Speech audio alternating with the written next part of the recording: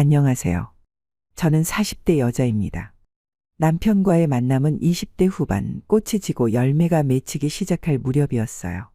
남편은 제가 다니던 건설회사에서 만났습니다. 저는 경영지원실에서 한가운데에서 바람을 막아주는 방패처럼 업무를 보던 중이었죠. 어느 날 회사에 법률적인 문제가 생겨 머릿속은 마치 실타래처럼 엉켜버렸는데 난데없이 처음 보는 남자가 번개처럼 나타나 다그쳤습니다. 담당자 맞죠?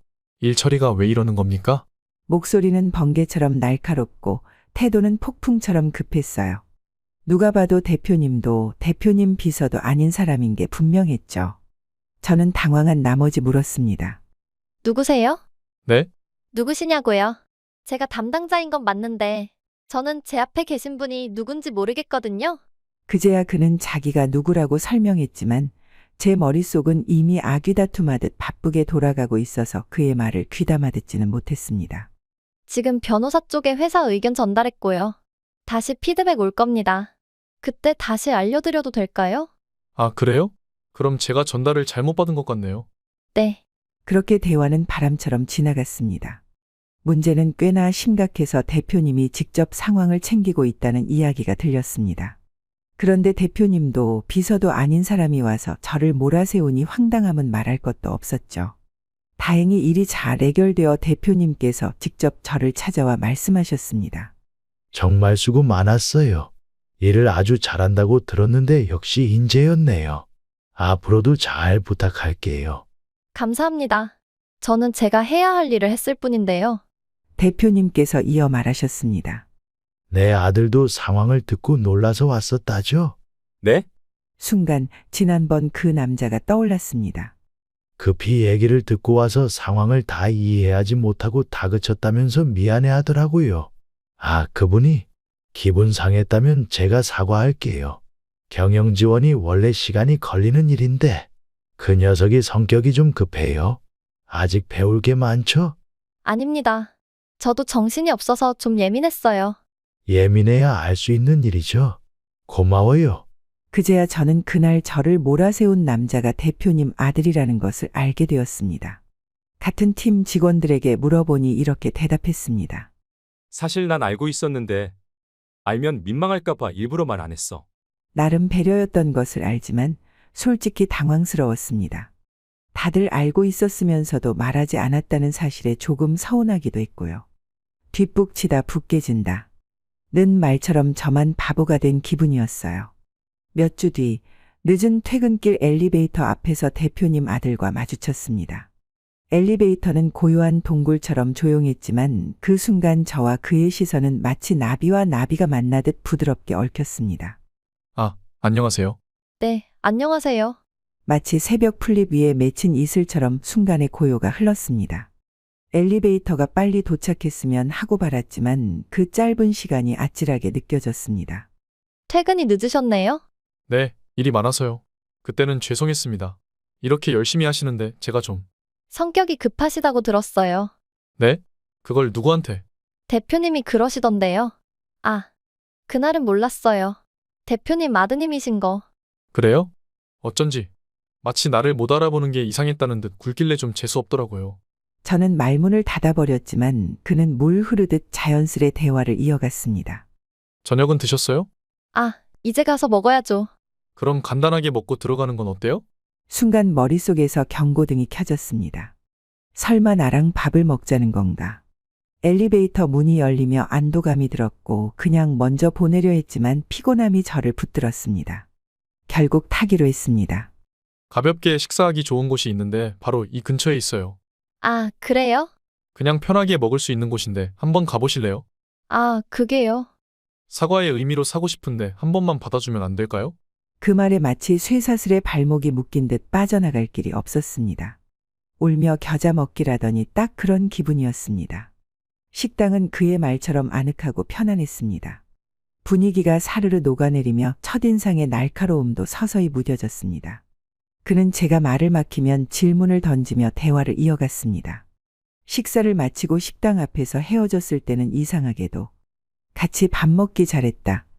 는 생각이 들었습니다. 어쨌든 나쁜 첫인상을 정리할 기회는 필요했으니까요. 그날 이후로 그와 마주치는 일이 잦아졌습니다. 마치 실타래처럼 얽히는 우리의 동선이 신기했습니다. 알고 보니 그는 제 스케줄을 다 파악한 뒤 일부러 동선을 맞췄다고 했습니다. 치밀함에 혀를 내두르면서도 그런 노력이 사랑에서 비롯된 것이라니 묘하게 감동이었습니다. 우리는 1년도 채 안 되어 결혼을 결정했습니다. 떨어진 꽃도 다시 만날 인연이 있으면 바람에 실려온다. 더니 이게 바로 운명의 실타래인가 싶었습니다. 결혼 후 남편은 대표 아내로서 편히 지내라 며 저에게 퇴사를 권했습니다. 대표 아내가 평사원으로 있는 것도 좀 그렇고 그냥 집에서 당신 하고 싶은 거 하면서 나 내조해주면 안 될까? 처음에는 생소했지만 나름의 삶의 리듬을 찾아갔습니다. 집안일은 예상보다 재미있었고 넓은 집을 가꾸는 것이 오히려 저에게 적성이 맞았습니다. 그러나 평온은 오래가지 못했습니다. 사모님, 지금 대표님이 사고가 나셔서 병원으로 이송 중이에요. 무슨 사고요? 오늘 현장 보려고 나오셨다가 추락하셨어요. 뭐라고요? 그 말을 듣는 순간 마치 심장이 얼음장처럼 식어버린 듯 했습니다. 모든 생각이 멈춘 채 저는 병원으로 달려갔습니다. 시간은 거북이처럼 느리게 흘렀고 불안감은 먹구름처럼 가슴을 짓눌렀습니다. 병원에 도착했을 때 남편의 몰골은 정말 말도 못할 정도로 엉망이었습니다. 얼굴은 창백했고 몸은 힘없이 늘어져 있었습니다. 마치 바람에 꺾인 꽃처럼 그토록 강하던 남편이 그렇게 나약해 보일 수 있다는 것이 믿기지 않았습니다. 아니, 도대체 어디서 떨어진 건데요? 그게 좀 높은 곳에서. 비서는? 뭐 했어요? 죄송합니다. 옆에서 정성껏 부필한다고 했는데 순식간에 떨어지셨어요. 그 순간 제 마음속에서는 천둥번개처럼 분노와 슬픔이 뒤엉켰습니다. 급할수록 돌아가라. 는 속담이 떠올랐지만 이미 벌어진 일을 돌이킬 수는 없었습니다. 문제는 의사의 소견이었습니다. 떨어지면서 신경이 많이 손상됐어요. 수술 결과는 어떤가요?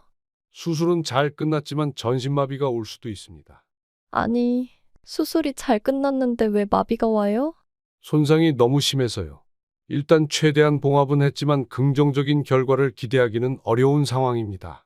그 말이 제 귀에 꽂히는 순간 마치 천둥이 칠 듯 하늘이 무너지는 느낌이었어요. 모든 것이 멈추고 시간은 고요히 흐른 채 나만이 그 절망 속에 서 있는 기분이었죠. 수술 후 눈을 뜬 남편은 충격에 휩싸인 듯 멍하니 저를 바라봤어요. 그 눈빛이 마치 무너진 성벽 같았어요. 여보, 나 몸이 안 움직여. 여보, 내 몸이 왜 이래? 여보, 시간을 갖고 천천히 회복하자. 응? 회복할 수 있대. 수술은 잘 됐대. 근데 떨어질 때 너무 많이 다쳐서. 그럼 지금 나 전신마비인 거야? 응. 남편은 울음이 터져 나왔고 저는 그 눈물을 닦아주는 것 외에는 아무것도 할 수 없었어요. 피할 수 없으면 즐겨라. 는 속담이 떠올랐지만 그 순간에는 아무리 힘을 내도 끝없는 어둠 속에 갇힌 기분만 들었죠. 그럼에도 불구하고 남편은 서서히 상황을 받아들이기 시작했고 차분히 냉철한 목소리로 말했어요. 일단 회사 일 좀 봐야겠어. 신비서한테 자료 좀 갖고 오라고 해줘. 당신 메일로 보내는 게 아니고? 내가 메일을 확인 못 하잖아. 당신이 매번 해주는 것도 번거롭고 직접 와서 브리핑하라고 해. 알았어. 남편은 병원에 있으면서도 계속해서 회사 일을 처리하려 했어요. 그 모습에서 그는 마치 고난을 이겨내는 투사 같았죠. 하지만 저는 그가 자신을 돌보지 않고 회사 일에 집중하는 것이 아프게 느껴졌어요. 등잔 밑이 어두운 법이라며 회사는 저에게 맡기고 본인 자신을 돌보아야 한다고 생각했죠. 전신마비가 된 남편을 보면 마음이 아파오지만 그가 살아있다는 것에 감사하며 메일을 보내기로 결심했어요. 그래도 나랑 눈을 마주치고 아직은 말도 할 수 있고 회사 일도 직접 처리하니 고생 끝에 낙이 온다. 는 말을 믿으며 그는 결국 다시 일어설 거라고 믿었어요. 남편은 병원에서 회사 일을 하고 재활도 열심히 했어요. 희망 하나를 붙잡고 재활에 임했지만 결국 그는 전신마비 상태로 퇴원하게 되었습니다. 저는 전신마비가 된 남편을 정성껏 돌보았고 병원에서는 더 이상 해줄 게 없다고 했지만 저는 제 손이 부러질 때까지라도 그를 위해 할 수 있는 모든 것을 다 해주고 싶었어요. 그렇게 남편을 돌보는 것이 전혀 힘들지 않았습니다. 오히려 그런 저를 남편이 걱정했어요. 여보, 나 간병 있어도 돼. 나는 당신이 종종 외출도 하고 당신만의 시간도 가졌으면 좋겠어. 내가 당신 두고 어딜 나가? 나는 당신 옆에 있는 게 가장 행복해. 어차피 우리는 평생 같이 살 거잖아. 그러니까 당신도 스트레스도 해소하며 살아야지. 당신도 해소하며 살아야지. 나 없이 어떻게 해소할 건데? 나야 뭐 당신들 곁에 있으니까. 처음엔 간병인을 쓸 생각이 없었는데 남편이 자꾸 간병인을 쓰라고 하더군요. 굿모닝, 새로운 하루의 시작. 이라며 저는 그가 마음 편히 쉴 수 있도록 배려했어요. 그리고 한 번은 남편이 여행을 권했어요. 당신 여행 가고 싶지 않아? 당신 여행 가고 싶어? 나야 좋지. 원래는 결혼하면 당신이랑 자주 여행도 가고 싶었는데 결혼하고 나서 대표로 취임한 지 얼마 안 돼서 정신이 없었고 지금은 몸이 이 모양이라 같이 갈 수가 없네. 왜 같이 못 가? 내가 데리고 가면 되지. 나는 괜찮아. 내가 가면 당신이 쉴 수도 없을 거고. 당신 자꾸 그렇게 말하면 내가 속상해? 곧 있으면 장모님 생신이잖아. 장모님 모시고 회사 콘도에 가서 쉬었다 오는 건 어때? 당신은 안 가고? 응, 간병인도 있는데 무슨 걱정이야. 오랜만에 내 걱정 좀 쉬어. 그 말이 마음에 깊이 박혔습니다. 사실 남편을 두고 떠나는 게 마음 편하지 않았어요. 배는 항구에서 떠나야 안전하다. 는 속담처럼 가끔은 나 자신을 위한 시간이 필요했기에 남편의 배려 덕분에 잠시 떠나기로 결심했죠. 결국 저는 엄마 집에서 하루 이틀 쉬면서 마음을 돌이켜 보았어요. 그때 전화 한 통이 오더군요. 엄마, 대신 좀 받아줘. 그리고 돌아오자 엄마는 저에게 이렇게 말했어요. 집에 가라. 무슨 일이 생긴 것 같다. 눈에 띄게 떨어진 나뭇잎 하나가 모든 것을 알려준다. 는 말처럼 저는 이상한 예감이 들어 급히 집으로 향했죠. 원래는 하루 더 있다가 가기로 돼 있었지만 하루 먼저 집으로 가기로 했어요. 도착한 순간 방문을 열었을 때 남편과 한 여자가 그 지경에 이르렀다는 사실을 목격하고 마치 몸이 굳어버린 듯 털썩 주저앉고 말았습니다. 여보, 당신 내일 온다고 하지 않았어? 그 말은 마치 천둥처럼 울려 퍼졌습니다. 세상이 모두 멈춘 것 같았죠. 그래서 내가 내일 올 줄 알고 이러고 있었니? 여보, 내 말 좀 들어봐. 듣긴 뭘 들어. 이 상황이 모든 걸 말해주고 있는데. 여보, 그게 아니라 나 일부러 집 비우게 한 거야. 여보 소리도 끔찍하니까 하지 마. 대체 뭘 하고 있었던 거냐고. 그러니까 왜 갑자기 하루 전에 온 건데? 남편은 점차 몰리며 화가 나서 눈빛이 불타오르는 듯했습니다. 그때 저의 시선은 남편 앞에 서 있는 속옷 차림의 여자로 향했습니다. 바로 남편의 비서였죠.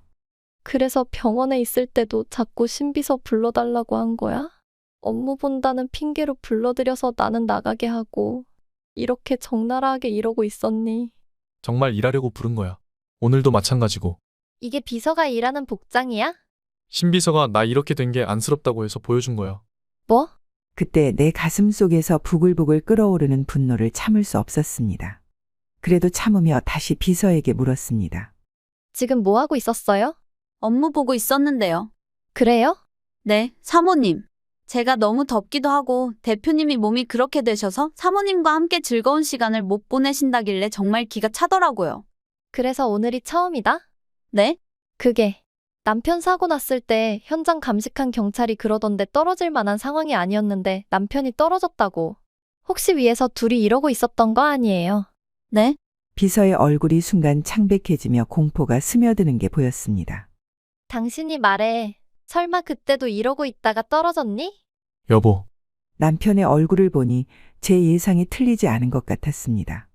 난 그런 줄도 모르고 정성껏 당신 병수 발라들고 나 바보 만드니까 좋았니? 여보, 남자가 일하다 보면 스트레스도 좀 풀어야 하잖아. 그래서 보나마나 병원에서도 이러고 있었겠네?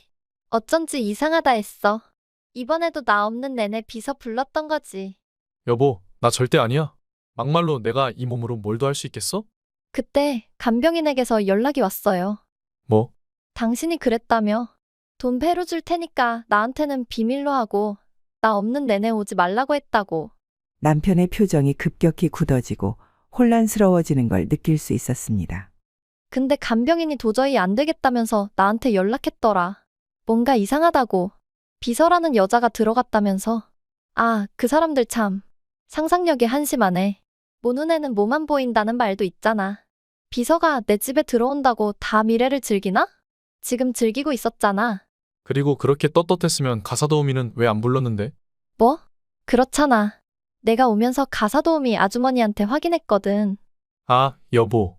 그건 신비서가 밥도 챙겨주겠다고 해서 그런 거야. 그렇지, 신비서? 그럼요. 제가 다 챙겨드리려고 했어요. 그래서 내가 가사 도우미 아주머니한테 또 물어봤어. 혹시 나랑 결혼하기 전에 신비서가 우리 집에 왔던 적이 있냐고. 순간 남편과 상감녀의 표정이 굳어졌습니다. 자주 왔다고 하더라. 아버님이 병원에 들어가신 후로는 거의 와서 살다시피 했다던데? 남편은 잠시 말을 잇지 못하다가 결국 터져나왔습니다. 그래, 결혼 전에 잠깐 만났었어. 잠깐? 아버님 비서였던 신비서를. 그래, 맞아. 당신 말 맞다나 신비서는 아버지 비서이기도 했잖아. 아버지 아프시고 갑자기 내가 대표직을 맡게 되면서 도움이 필요했어. 그래서 신비서한테 도움을 많이 받은 거지. 그래? 그럼 이 영상은 뭘까? 저는 가사 도우미 아주머니에게 받은 영상을 재생했어요. 영상 속에서 남편과 상감녀는 마치 불꽃놀이처럼 화려하게 미래를 즐기고 있었습니다. 당신 기가 어디서 났어? 믿을 만한 사람에게서 받았지. 설마 가정부야? 누구든 그게 중요해? 중요한 건 당신이랑 상감녀가 내연 관계라는 거지. 여보, 말이 심하잖아. 상감녀라니? 아, 상감녀가 아니라 당신의 사랑인가? 여보, 그래, 남이 하면 불륜이고 니들이 하면 사랑이겠지. 근데 왜 나랑 결혼했어? 사랑했으니까. 순간 상감녀의 얼굴이 불그락푸르락해지더라고요. 남편은 전혀 분위기를 파악하지 못한 채 말을 이어갔어요. 내가 사랑한 건 당신이야. 당신이 더 잘 알잖아. 내가 저 여자를 사랑했으면 당연히 저 여자랑 결혼했겠지. 결국 상감녀는 참지 못하고 버럭 소리쳤어요. 대표님, 말 다 했어요? 너 조용히 안 해? 나한테 그랬잖아. 당신 사랑은 나라고. 아, 무슨 말도 안 되는 소리야. 내가 언제? 나한테 그랬잖아. 내가 미혼모 엄마한테서 자란 것 때문에 결혼은 힘들지만 사랑하는 건 나라며. 야, 그냥 미혼모 출신이었으면 말도 안 해. 술집 출신이라며. 형편이 어려워서 일했던 거라고 했잖아. 그래도 그 비가 어디가? 지금 네 꼴을 봐라. 전신마비된 내 앞에서 끼부리면서 유혹하고 있잖아. 내가 보고 싶다며? 그래서 보여준 거 아니야. 나도 구실도 못하는 남자 앞에서 이러는 게 쉬운 줄 알아? 뭐야? 너 용돈 끊기고 싶냐? 네가 뭐 그냥 이래? 다달이 꼬박꼬박 비싼 용돈 받아가고 있잖아. 내가 뭐 돈만 보고 이러는 줄 알아? 나는 그래도 당신이 날 사랑한다는 말을 믿었다고. 사랑한다니까, 사랑한다고. 내가 끌리는 여자는 너밖에 없다고. 진짜 듣자 하니까 어이가 없더라고요. 하, 니들 지금 뭐하니? 아, 여보, 그게. 여보? 당신이 나한테 여보라고 할 자격이 있어? 아니지. 그게 말이 헛나왔는데. 헛나온 게 아닌데? 사랑 맞는데? 여보, 내 말 좀 들어봐. 사실 내가 몸이 이렇게 되고 나서 당신이 고생을 많이 했잖아. 그래서 내가 당신한테 뭘 도발하겠어?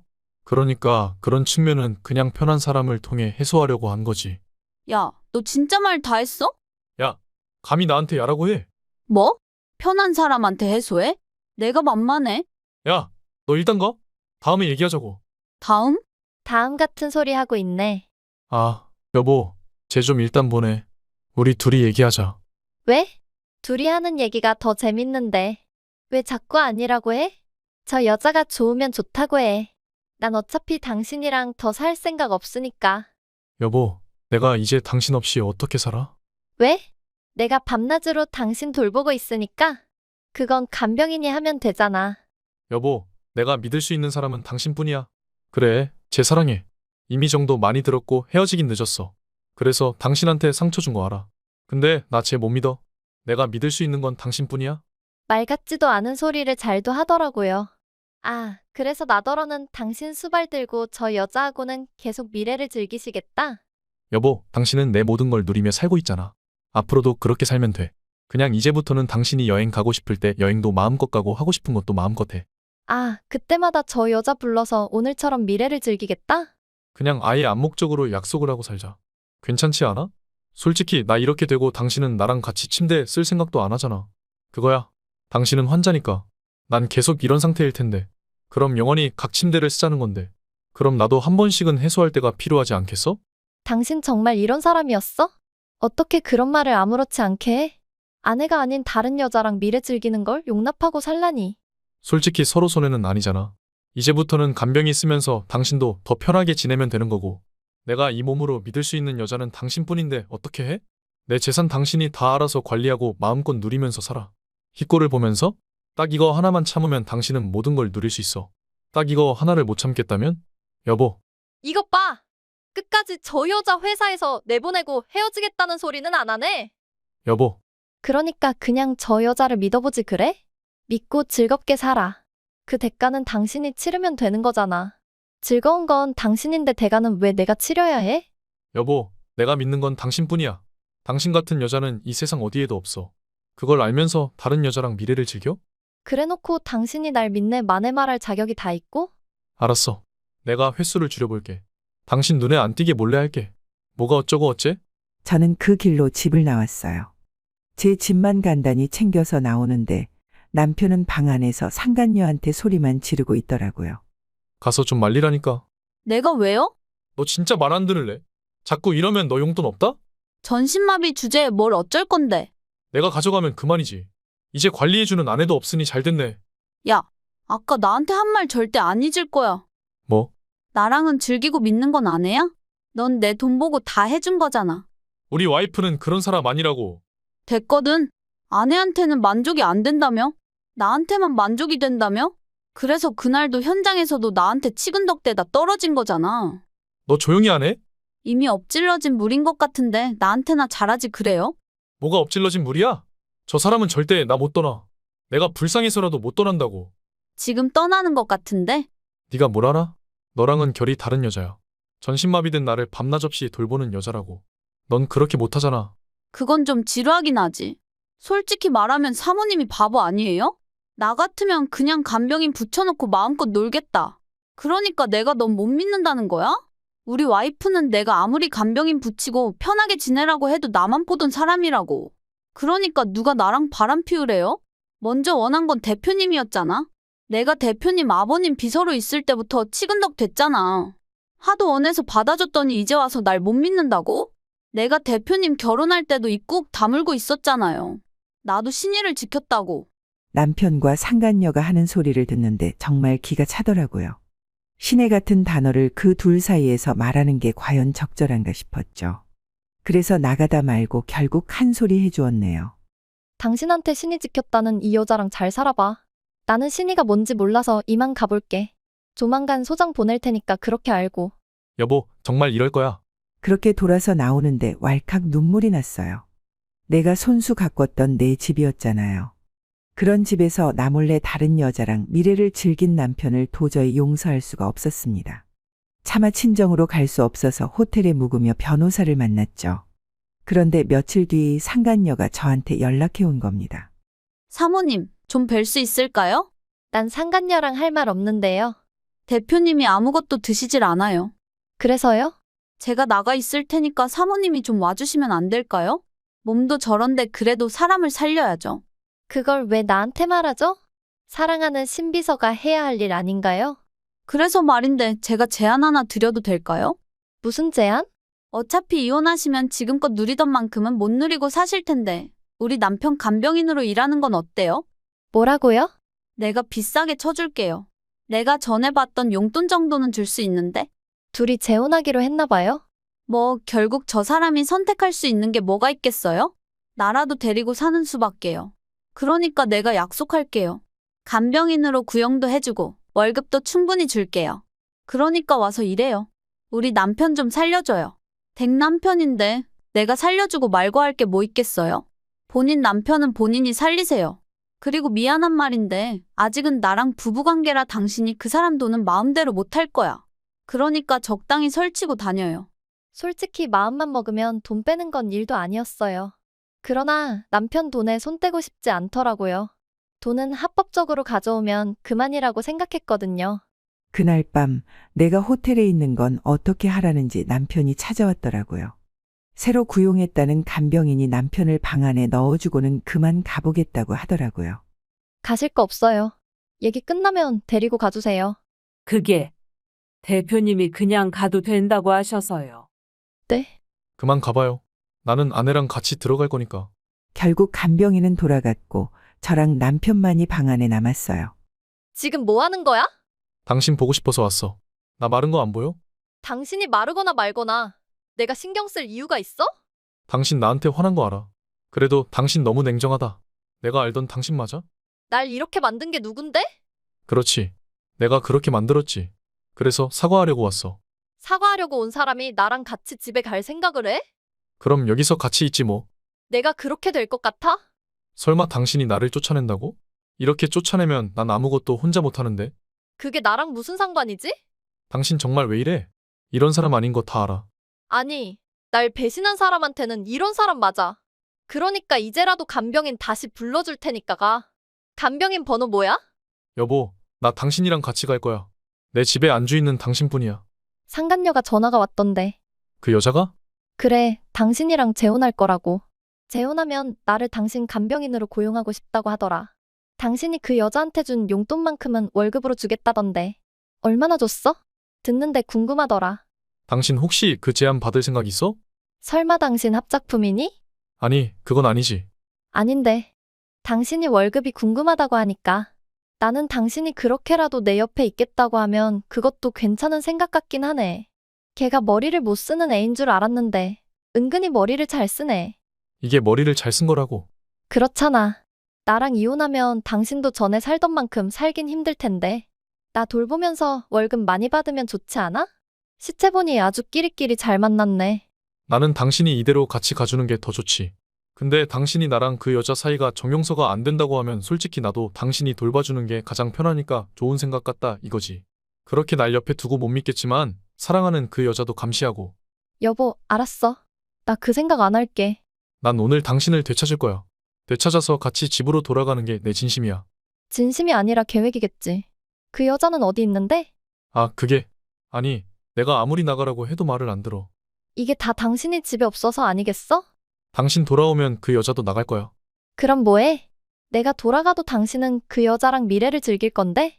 여보, 할 말 있으면 마지막으로 해. 마지막이라니? 우리가 어떻게 헤어져? 왜 못 헤어져? 이혼하면 그냥 남인데? 당신이 날 버리고 갈 수 있다고? 내가 못할 것 같아? 솔직히 당신이 전에 살던 게 있잖아. 내 덕에 좋은 집에서 돈 걱정 없이 살던 사람이 어떻게 살 건데? 어떻게든 살겠지. 적어도 당신이랑 그 여자 면상 보면서 속 터지진 않겠지? 여보, 내가 그래서 약속했잖아. 당신 모르게 하겠다고. 그래서 당신이 원하는 건 내가 당신 아내로 사는 거라는 거야? 그렇대도 당신은 그냥 지금껏 하던 것처럼 살면 돼. 내 돈도 관리하고 당신 쓰던 거 마음껏 쓰고. 누가 들으면 내가 사치라도 하면 산 줄 알겠다. 막말로 명품 안 산다고 사치하냐? 당신 툭하면 집안 뜯어 고치면서 쓴 돈이 얼마야? 근데 내가 뭐라고 한 적이 있어? 내가 당신 취미 생활하는 거로 불만 가진 적이 있냐고? 한 번도 없잖아. 집 리모델링해서 당신도 좋다고 했잖아. 나는 우리의 행복을 위해서 집안을 가꾼 거야. 알았어. 내가 잘못했어. 앞으로도 그렇게 당신이 하고 싶은 거 다 하고 살아. 이제 나한테 화도 났으니 명품도 마음껏 사고 취미 생활도 마음껏 하고. 그렇게 내 시간도 갖고 당신 시간도 달라 이거지? 이제야 말이 좀 통하네. 역시 당신은 똑똑해. 내가 이래서 당신이랑 결혼했잖아. 솔직히 마주보고 있는 것도 힘들었지만 어쩌면 진실을 알 마지막 기회일 수도 있다는 생각이 들었어요. 솔직히 좀 말해봐. 나랑 결혼한 진짜 이유가 뭐야? 말했잖아. 당신은 믿을 수 있는 사람이라고. 그러니까 아내로서 당신 재산도 탕진하지 않고 당신 옆에 얌전히 있을 수 있는 여자였다? 가족이 되고 싶은 여자는 당신밖에 없었어. 그럼 당신 상간녀 신비서는 뭔데? 말했잖아. 그냥 즐기는 사람이야. 사랑한다며? 그건 그 여자 앞이니까 하는 소리지. 사랑한다는 말하는 게 뭐 어렵나? 그냥 한 번 하면 그만인걸. 그래? 그렇게 쉬운 거였어? 그래서 나한테도 쉽게 했구나. 당신은 당연히 사랑하지. 이번에도 참 쉽게 사랑한다는 소리를 나네. 여보, 나 당신한테는 진심이야. 진심이라는 소리도 참 쉽게 안 해. 그런 줄도 모르고 아버지까지 잃고 헛헛할 당신을 위해서 결혼을 선택했어. 솔직히 당신한테 확신도 없었는데 그냥 마음이 짠해서 청혼을 승낙했다고. 진심은 이런 거야. 이런 걸 진심이라고 하는 거라고. 알아. 그래서 내가 당신을 선택한 거잖아. 선택. 그래. 당신은 날 사랑한 게 아니라 선택한 거야. 당신 옆에 얌전히 안전하게 있을 여자가 필요했던 거겠지. 마침 아버지도 돌아가셔서 쓸쓸하던 차에 내가 옆에 있었던 거고. 역시 당신은 똑똑해. 이제 좀 내 마음을 알아주는 것 같네. 여보, 나는 당신밖에 없어. 결국 내 인생의 마지막까지 남을 여자는 당신 하나뿐이야. 솔직히 이제 내 인생에 즐거움이 뭐가 있겠어? 나는 그저 당신이 내 아이 하나만 낳아주면 좋겠어. 뭐? 그러니까 같이 돌아가자. 그리고 아이 낳자. 그러면 당신도 더 마음이 편해지지 않겠어? 지금 무슨 소리 하는 거야? 다 당신을 위해서 하는 소리지. 아이 낳아서 당신이 나를 확실히 붙잡아. 내가 당신한테만 허락할게. 당신 지금 뭔가 단단히 착각하고 있네. 내가 당신을 붙잡고 싶을 것 같아? 결국 그래서 이러는 거잖아. 붙잡아달라고. 보니까 소장도 안 보냈던데. 그만 고집 부리고 집으로 가자. 소장은 곧 갈 거야. 변호사랑 상의할 게 남아서 아직 접수를 안 한 것뿐이지. 거짓말하지 마. 이혼 소송하는데 무슨 생각할 게 더 필요하다고. 결국 내가 어떻게 나오나 두고 보려고 했던 거잖아. 남편은 점점 더 뻔뻔하게 나오더라고요. 이제 그만 가. 나는 당신이랑 더 할 말이 없어. 알았어. 내가 건물 하나 증여해 줄게. 그거 받고 집으로 돌아와라. 강남에 있는 걸로 줄게. 어때? 괜찮은 거래지? 거래라는 소리까지 하길래 저도 한번 뻔뻔하게 나가보려고 했어요. 내가 아이를 안 낳겠다고 하면 그래, 알았어. 아이도 안 바랄게. 그냥 나랑 같이 살기만 해줘. 되게 인심 쓴다는 듯 말하네. 솔직히 내가 인심 쓰는 거 맞잖아. 당신이 머리 좋고 일 잘하는 평사원이었던 건 맞지만 그것 말고는 뭐 대단한 거 있어? 집안도 평범하고 그에 비하면 우리 집은 별골이지. 우리 아버지가 살아계셨으면 결혼도 못했을걸? 그래, 나도 못했겠지만 신비서랑 관계도 유지 못했겠지. 왜 자꾸 걔 얘기를 해? 걔는 그냥 장난감 같은 거야. 지금은 내가 사랑하지만 실증 나면 버릴 수도 있는 장난감이라고.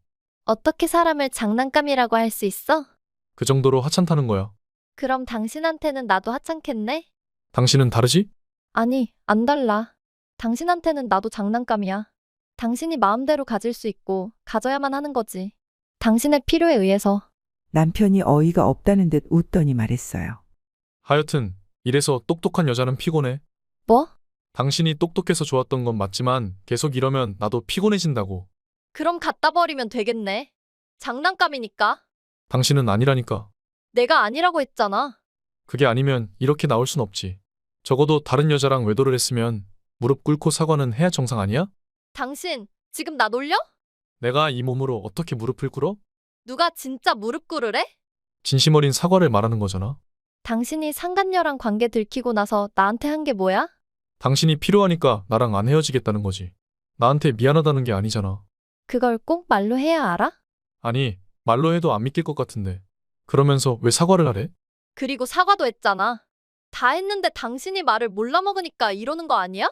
이런, 이제 보니 내가 별로 똑똑하지도 않네. 말기도 어둡고. 그러니까 이제 그만 좀 버려줄래? 당신이 일부러 이러는 거잖아. 내가 실증나게 해서 떠나려고 하는 거지. 만약 당신이 몸이 멀쩡해서도 이랬을까? 뭐? 만약 당신이 몸이 멀쩡했는데 상간녀랑 미래를 즐기다가 나한테 들켰어. 그런데도 나한테 이렇게 매달렸겠냐고?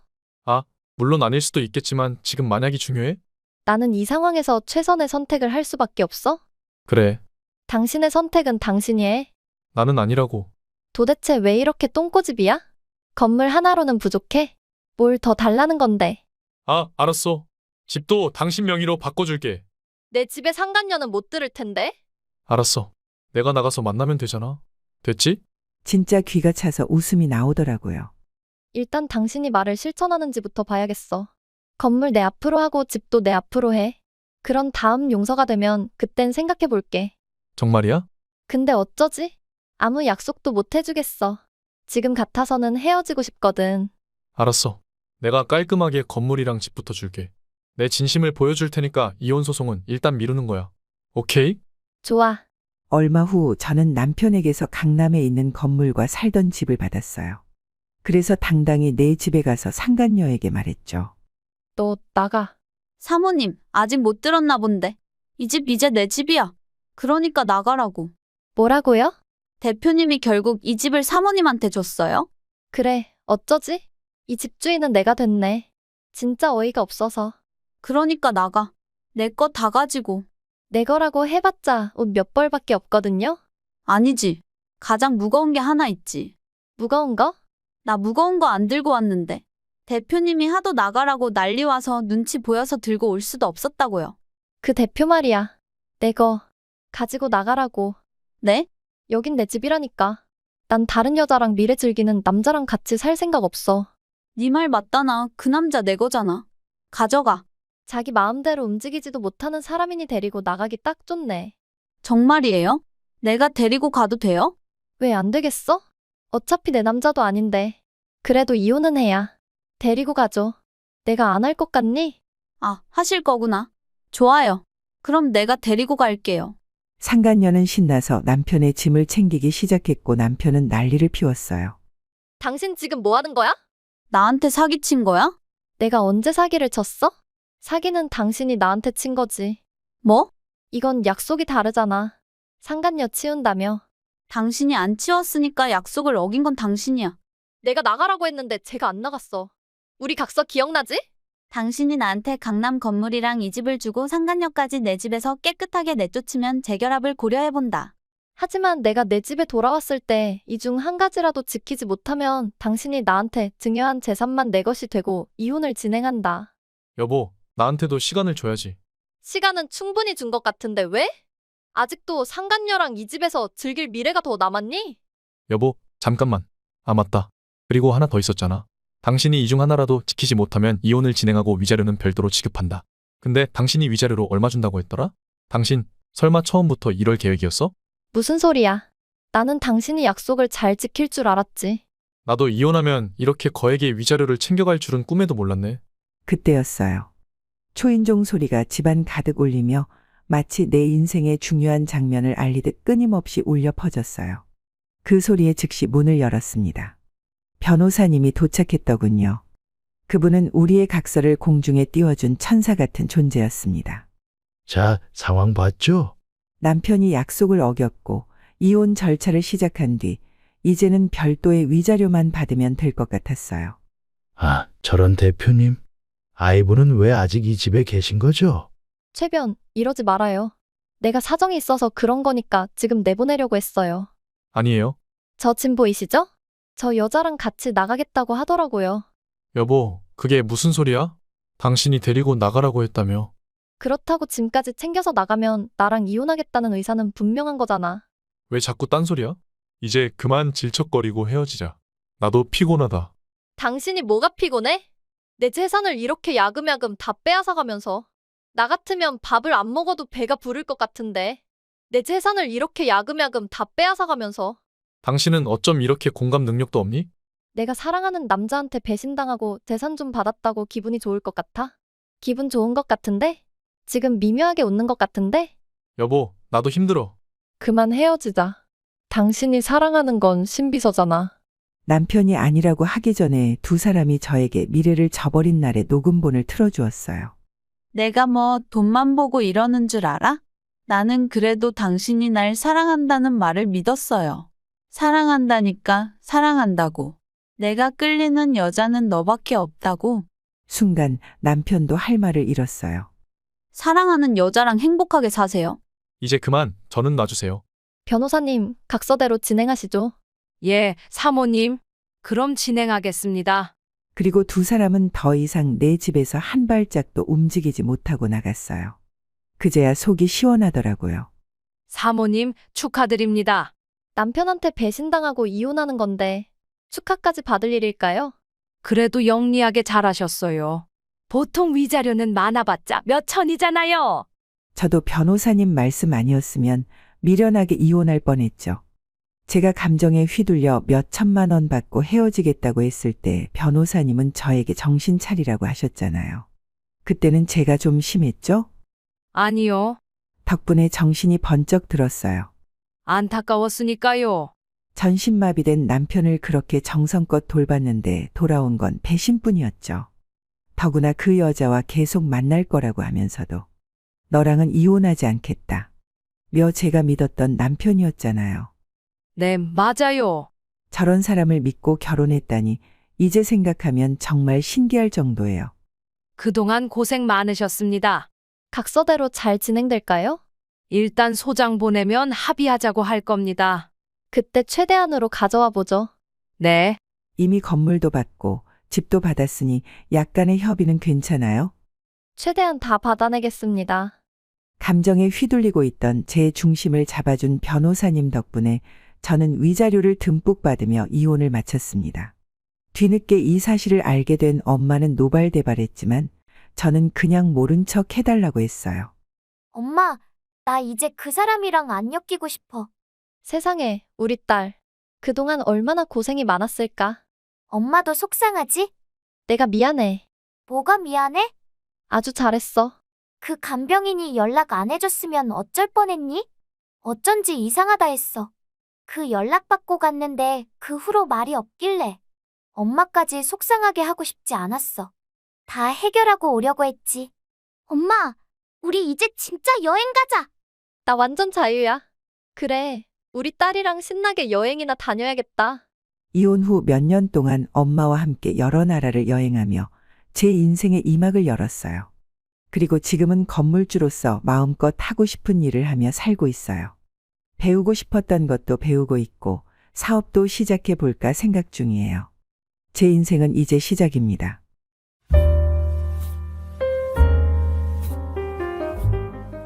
제게는 무엇과도 비교할 수 없는 세상에서 가장 소중한 딸이 있습니다. 혼자의 힘으로 오랜 시간 고생하며 키워왔기에 그녀는 단순히 자식이 아니라 제 삶의 이유이자 기적 같은 존재였습니다.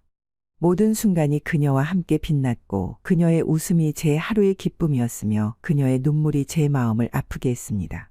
그런데 시간이 흐르면서 그녀는 어느덧 제 손을 떠나 새로운 삶을 준비해야 할 만큼 성장해 있었습니다. 제가 늘 품에 안고 지켜줄 것만 같던 딸이 이젠 시집을 간다니 생각만 해도 마음 한구석이 허전했지만 언젠가는 보내줘야 한다는 걸 알고 있었습니다.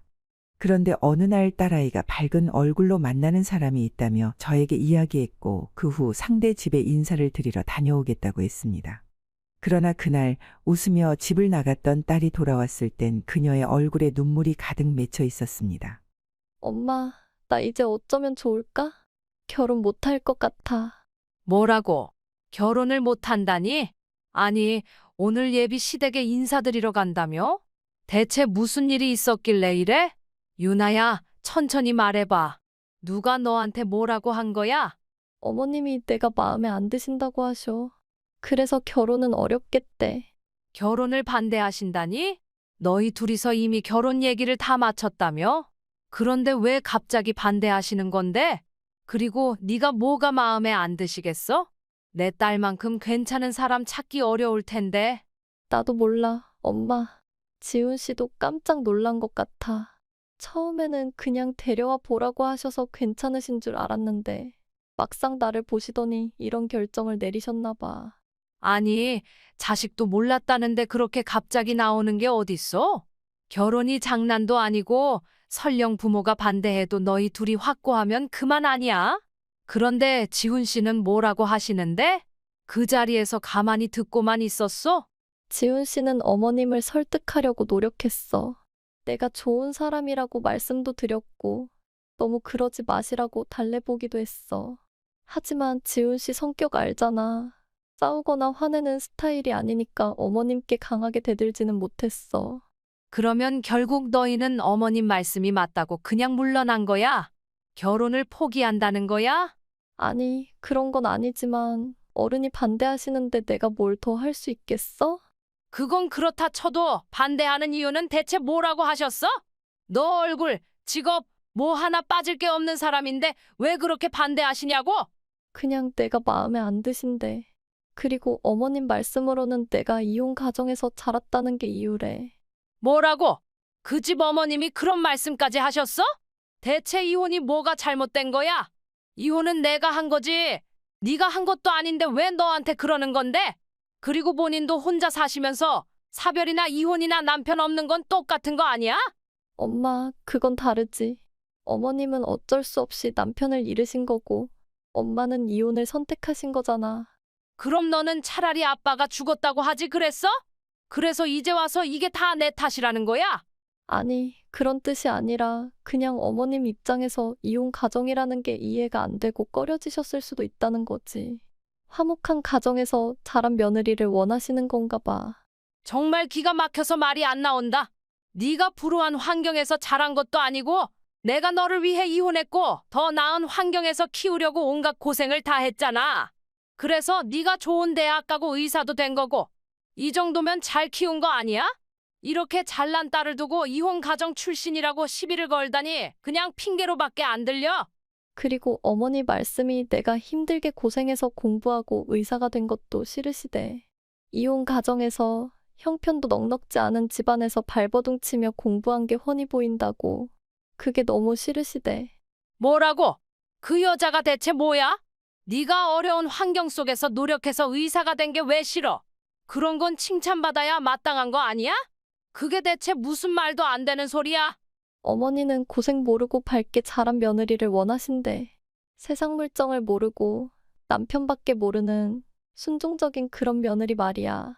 어머님도 부잣집 따님 출신이라 그런지 내가 자기랑 잘 안 맞을 거라고 생각하시는 것 같아. 그리고 제일 중요한 건 내가 엄마를 불쌍히 여길 거라고 생각하신대. 결혼해서 시댁 식구가 되려면 친정을 잊어야 한다고. 엄마랑 연 끊을 수 있겠냐고 대놓고 물으셨어. 결혼하려면 엄마와의 관계를 끊으라니 그런 소리를 하시는 거야. 그래서 너 뭐라 했어? 말을 못 했어? 결혼 안 하겠다고 하고 온 거야? 내가 거기서 어떻게 결혼을 하겠다고 그래. 그럼 엄마는 내가 그 자리에서 엄마랑 연 끊고 시댁 귀신 될게요 이렇게 말해야 했다고 생각해? 필요하면 그렇게라도 했어야지. 아니, 그렇게 결혼이 하고 싶다는 애가 왜 그 정도도 못해? 그 사람들이 정말로 연을 끊게 하겠니? 아니, 설령 평생 친정을 만나지 말라고 해도 그냥 그런가 보다 하고 넘어갔어야지. 재벌가에 시집 가는 게 뭐 쉬운 줄 알았어? 네가 친정을 뒤에서 몰래 만나든 뭐든 그 사람들이 다 알 거라고 생각해? 그런 건 나중에 알아서 하면 되는 거야. 왜 그렇게 고지식하게 유연성 없이 돌아왔어? 그 정도 각오도 없이 어떻게 그런 집안을 상대하려고 했니? 몰라. 아무리 빈말이라도 그렇게 하고 싶지 않았어. 아무리 내가 지훈 씨를 좋아한다고 해도 엄마를 남처럼 여길 수는 없단 말이야. 엄마는 재혼하려고 날 잊어버릴 수 있어? 그거랑 이거랑 같니? 정말 답답하다. 그래서 이 결혼을 포기하려는 거야. 너 진짜 네 남자친구랑 헤어지고 살 수 있겠어? 모르겠어. 지훈 씨가 어머니를 설득해보겠다고 하긴 했는데 그 착한 사람이 자기 어머니를 설득할 수 있을지 모르겠어. 어머님 정말 무서우시던데 절대 마음 바뀌실 것 같지 않아. 그리고 설령 결혼한다고 해도 그런 시어머니를 내가 감당할 수 있을지도 모르겠어. 약한 소리 하지 말고 지금부터라도 마음 단단히 먹어. 어차피 네가 지금 할 수 있는 건 없어. 네가 찾아가서 애원한다고 더 좋아지기는커녕 오히려 역효과만 날 거야. 지금은 그냥 남자친구가 하겠다는 대로 기다려. 아무리 마음 약한 아들이라 해도 사랑하는 여자를 그렇게 쉽게 포기하겠어? 그리고 자식 이기는 부모 없다는 말도 있잖아. 아들이 울고불고 난리치면 그 어머니도 결국 이겨내지 못하실 거야. 그러니까 일단은 예비 사위가 해결할 수 있도록 기다리자. 예비 시댁에 다녀온 딸아이가 눈물범벅이 된 얼굴로 결혼을 반대당했다고 말하는데 그 모습을 보니 제 가슴이 찢어지는 듯 아팠습니다. 딸아이가 상처받고 절망하는 모습을 곁에서 지켜보는 일이 얼마나 괴로운지 말로 다 표현할 수가 없더라고요. 저는 너무 화가 나면서도 도대체 왜 그런 일이 벌어졌는지 납득이 가지 않았습니다. 그 집안이 돈 많고 잘난 집안이라는 소문은 익히 들었지만 그럼에도 제 딸을 반대할 이유는 전혀 없다고 생각했어요. 예쁘고 똑똑하며 직업까지 탄탄한 제 딸을 왜 받아들이지 못할까 싶었던 거죠. 하지만 그 자존심 높은 집안에서는 우리 가정 환경을 문제 삼았습니다. 제가 과거에 이혼해서 딸을 혼자 키운 것, 그리고 딸이 편부모 가정에서 자란 것까지도 모두 마음에 들지 않는다며 집안 격이 맞지 않아 며느리로 받아들일 수 없다고 대놓고 말했어요. 그 말은 저를 한없이 작아지게 만들었습니다. 저는 한 번도 제 이혼을 후회한 적이 없었지만 그 순간만큼은 처음으로 이혼을 선택한 제 자신을 탓하게 되더군요. 혹시 이것이 다른 여성들이 자식 결혼을 위해 참고 살아가는 이유일까 싶기도 했습니다. 물론 그때로 돌아간다 해도 저는 다시 이혼을 선택했을 겁니다. 하지만 딸이 제 선택 때문에 그런 대우를 받았다고 생각하니 모든 잘못이 제게 있다는 자책감에서 벗어날 수 없었어요. 가난하고 이혼한 엄마 밑에서 자랐다는 이유로 훌륭한 제 딸이 부당한 대우를 받았다는 사실이 너무나도 가슴 아팠습니다. 그래도 다행히 예비 사위의 마음은 변하지 않은 듯 했습니다. 예비 사위는 딸에게 조금만 기다려달라고 부탁했고 딸은 그런 예비 사위를 믿으며 묵묵히 시간을 보내고 있었습니다. 비록 순하고 화낼 줄 모르는 예비 사위가 부모의 반대를 꺾을 수 있을지 확신할 수는 없었지만 현재로서는 기다리는 것 외에는 달리 방법이 없기에 저 역시 딸과 함께 기다릴 수밖에 없었습니다. 그리고 얼마 지나지 않아 결국 상견례의 자리가 잡히게 되었습니다.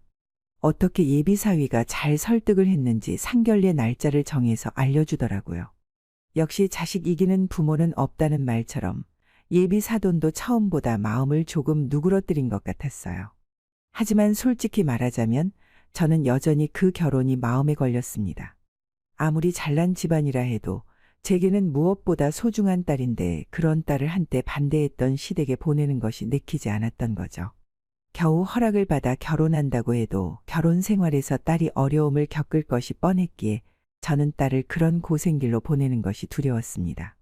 특히 제 딸은 의사로서 꿈을 펼쳐야 할 시기에 있었는데 괜히 그런 시댁에 들어가서 시댁 눈치 보며 날개를 접고 살아야 한다면 어떻게 할까 걱정스러웠습니다.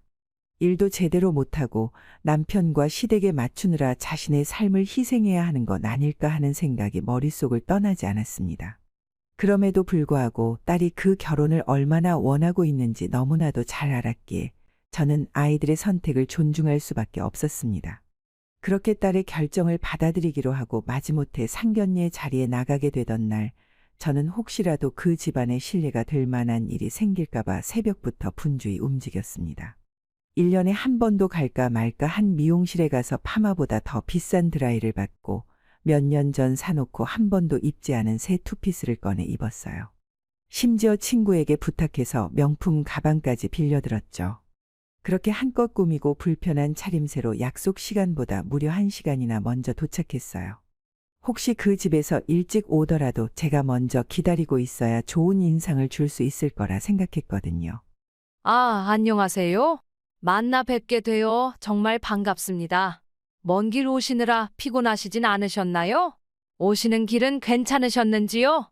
먼저 와 계셨다니 마치 여기가 본인 자리인 것처럼 말씀하시네요. 오늘은 상견례 자리 아닌가요? 서로 처음 만나는 자리인데 누가 들으면 제가 초대받아서 온 손님이라도 되는 줄 알겠어요. 아, 그런 뜻은 아니었습니다. 제가 말씀을 잘못 드렸나요? 단지 오시는 길이 편안하셨는지 궁금해서 여쭌 건데요. 편안했으니까 정시에 도착했겠죠. 쓸데없는 걸 물으시네요. 저도 빨리 왔다고 생각했는데 벌써 와 계신 걸 보니 한가하신가 보네요. 저도 평소에는 무척 바쁜데 오늘 같은 중요한 자리엔 시간을 좀 내야죠. 첫인상이 중요하다잖아요. 이런 자리에 늦게 오면 안 되니까요. 글쎄요. 이제 와서 첫인상이 무슨 소용일까 싶지만 알겠습니다. 나머지는 앉아서 이야기 나눠보죠. 딸을 통해 예비 사돈이 보통 사람은 아니라는 얘기를 들었지만 그날 직접 만나보니 제 예상보다 더 대단한 분이셨습니다. 저도 사실 그다지 반갑지는 않았지만 첫 만남이고 중요한 자리니 예의 차원에서 몇 마디 덕담을 건넸습니다. 그런데 제 말을 듣더니 예비 사돈이 곧바로 트집을 잡기 시작하는 겁니다. 제가 일찍 도착한 걸 두고 주인 행세를 한다느니 시간이 남아서 온 거 아니냐느니 하면서 말이죠. 어떻게 예의를 갖춘 인사말에 그런 반응을 보일 수 있는지 이해가 되지 않았지만 저는 꼭 참고 넘길 수밖에 없었습니다. 그리고 그렇게 악몽 같은 상견례가 시작되었습니다. 사모님께서 정말 우아하시고 품격 있으시네요. 아드님이 어머님을 많이 닮으셨나 봐요. 그런 소리는 좀 이상하네요. 지훈이가 저를 닮았다니 무슨 근거로 그런 말씀을 하세요? 아, 저는 단순히 든든한 아드님을 두셔서 부럽다고 말씀드린 건데 혹시 기분 나쁘셨나요? 저는 제 딸이 저를 닮았다 하면 참 뿌듯하던데요. 좋게 봐주셔서 감사하긴 하지만 지훈이가 저를 닮은 건 전혀 아니죠. 생긴 것도 성격도 전부 아빠를 빼다 박았거든요. 어릴 때는 저를 닮은 구석이 너무 없어서 남편이 바깥에서 낳아온 아이 아니냐는 말까지 들었어요. 그런데 저를 닮았다니 아무리 빈말이라도 좀 신경 써서 말씀하시면 좋겠네요. 아, 엄마 왜 그렇게까지 말씀하세요? 그리고 아까부터 너무 날카로우신 것 같은데요. 혹시 긴장하셔서 그러세요? 엄마가 그런 의도로 하신 말씀이 아닌데 그렇게 말하면 오해만 커질 것 같아요. 안 그래도 엄마가 우리 결혼 쉽게 허락해 주신 게 아니라서 마음고생이 많으셨을 텐데요. 아유, 아니야. 마음고생이라니.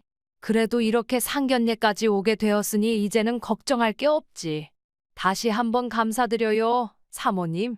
저희 집안이나 저희 딸이 기대에 못 미치셨을 수도 있는데 그래도 결혼을 허락해 주셔서요. 물론 제게는 세상에서 가장 귀한 아이지만요.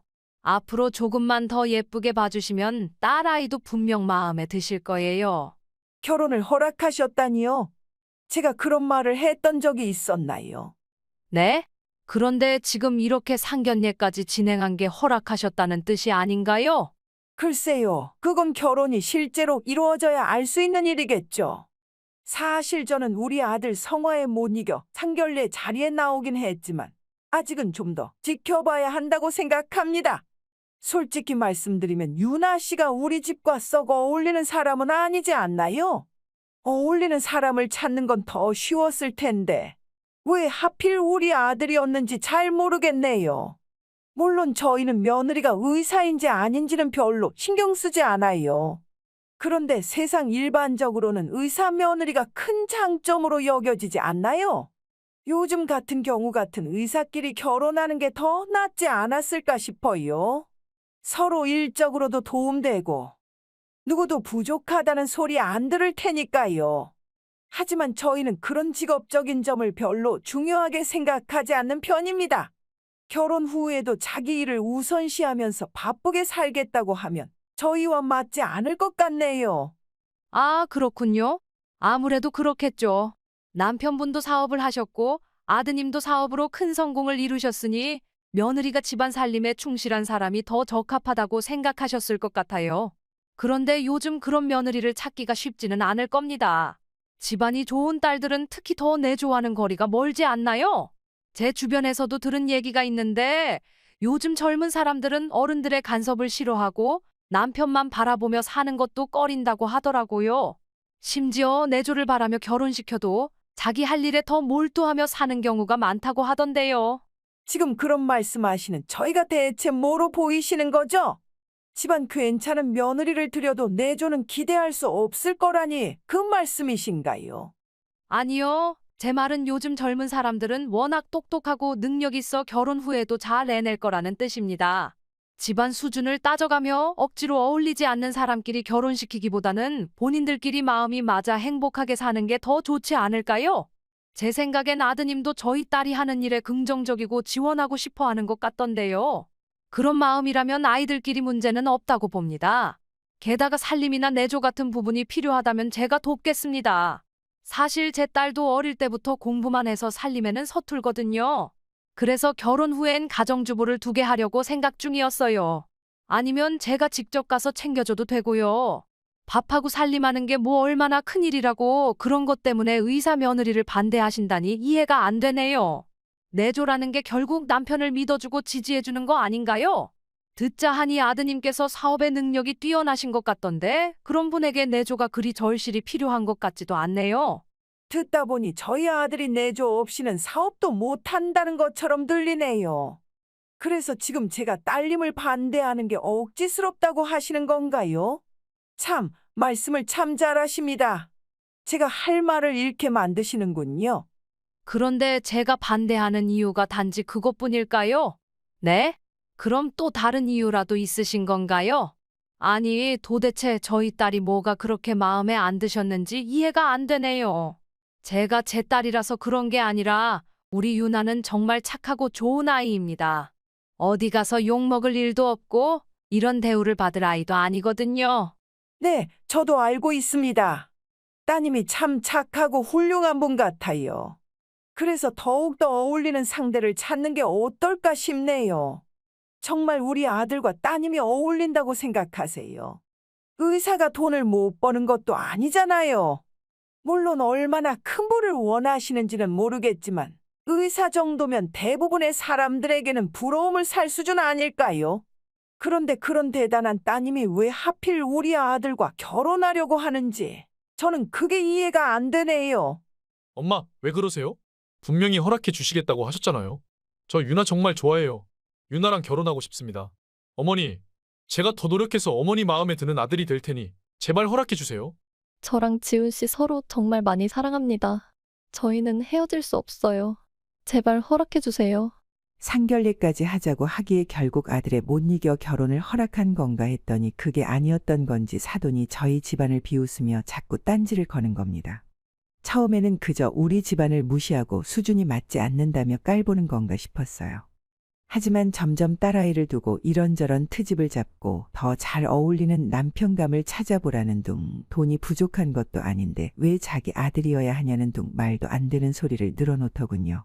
결국엔 우리 딸을 며느리로 받아들일 수 없다는 말을 빙빙 돌려가며 한 셈이었죠.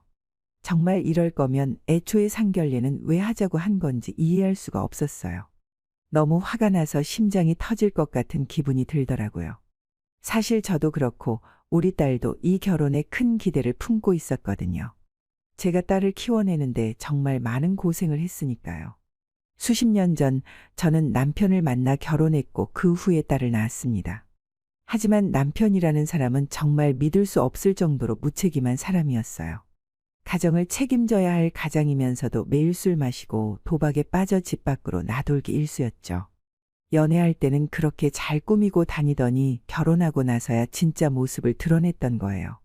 그때 제가 남편의 진짜 모습을 알았다면 절대 이런 선택을 하지 않았을 겁니다.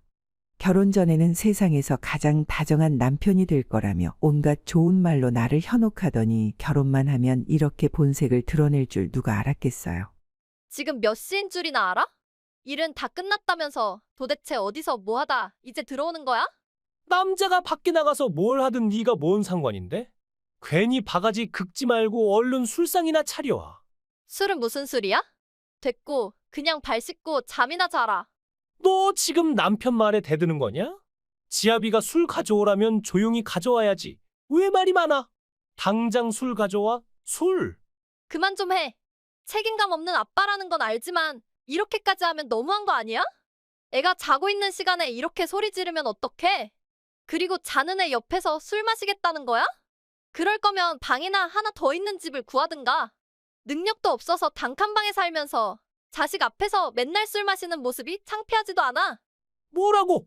이 여자 지금 어디서 큰 소리야?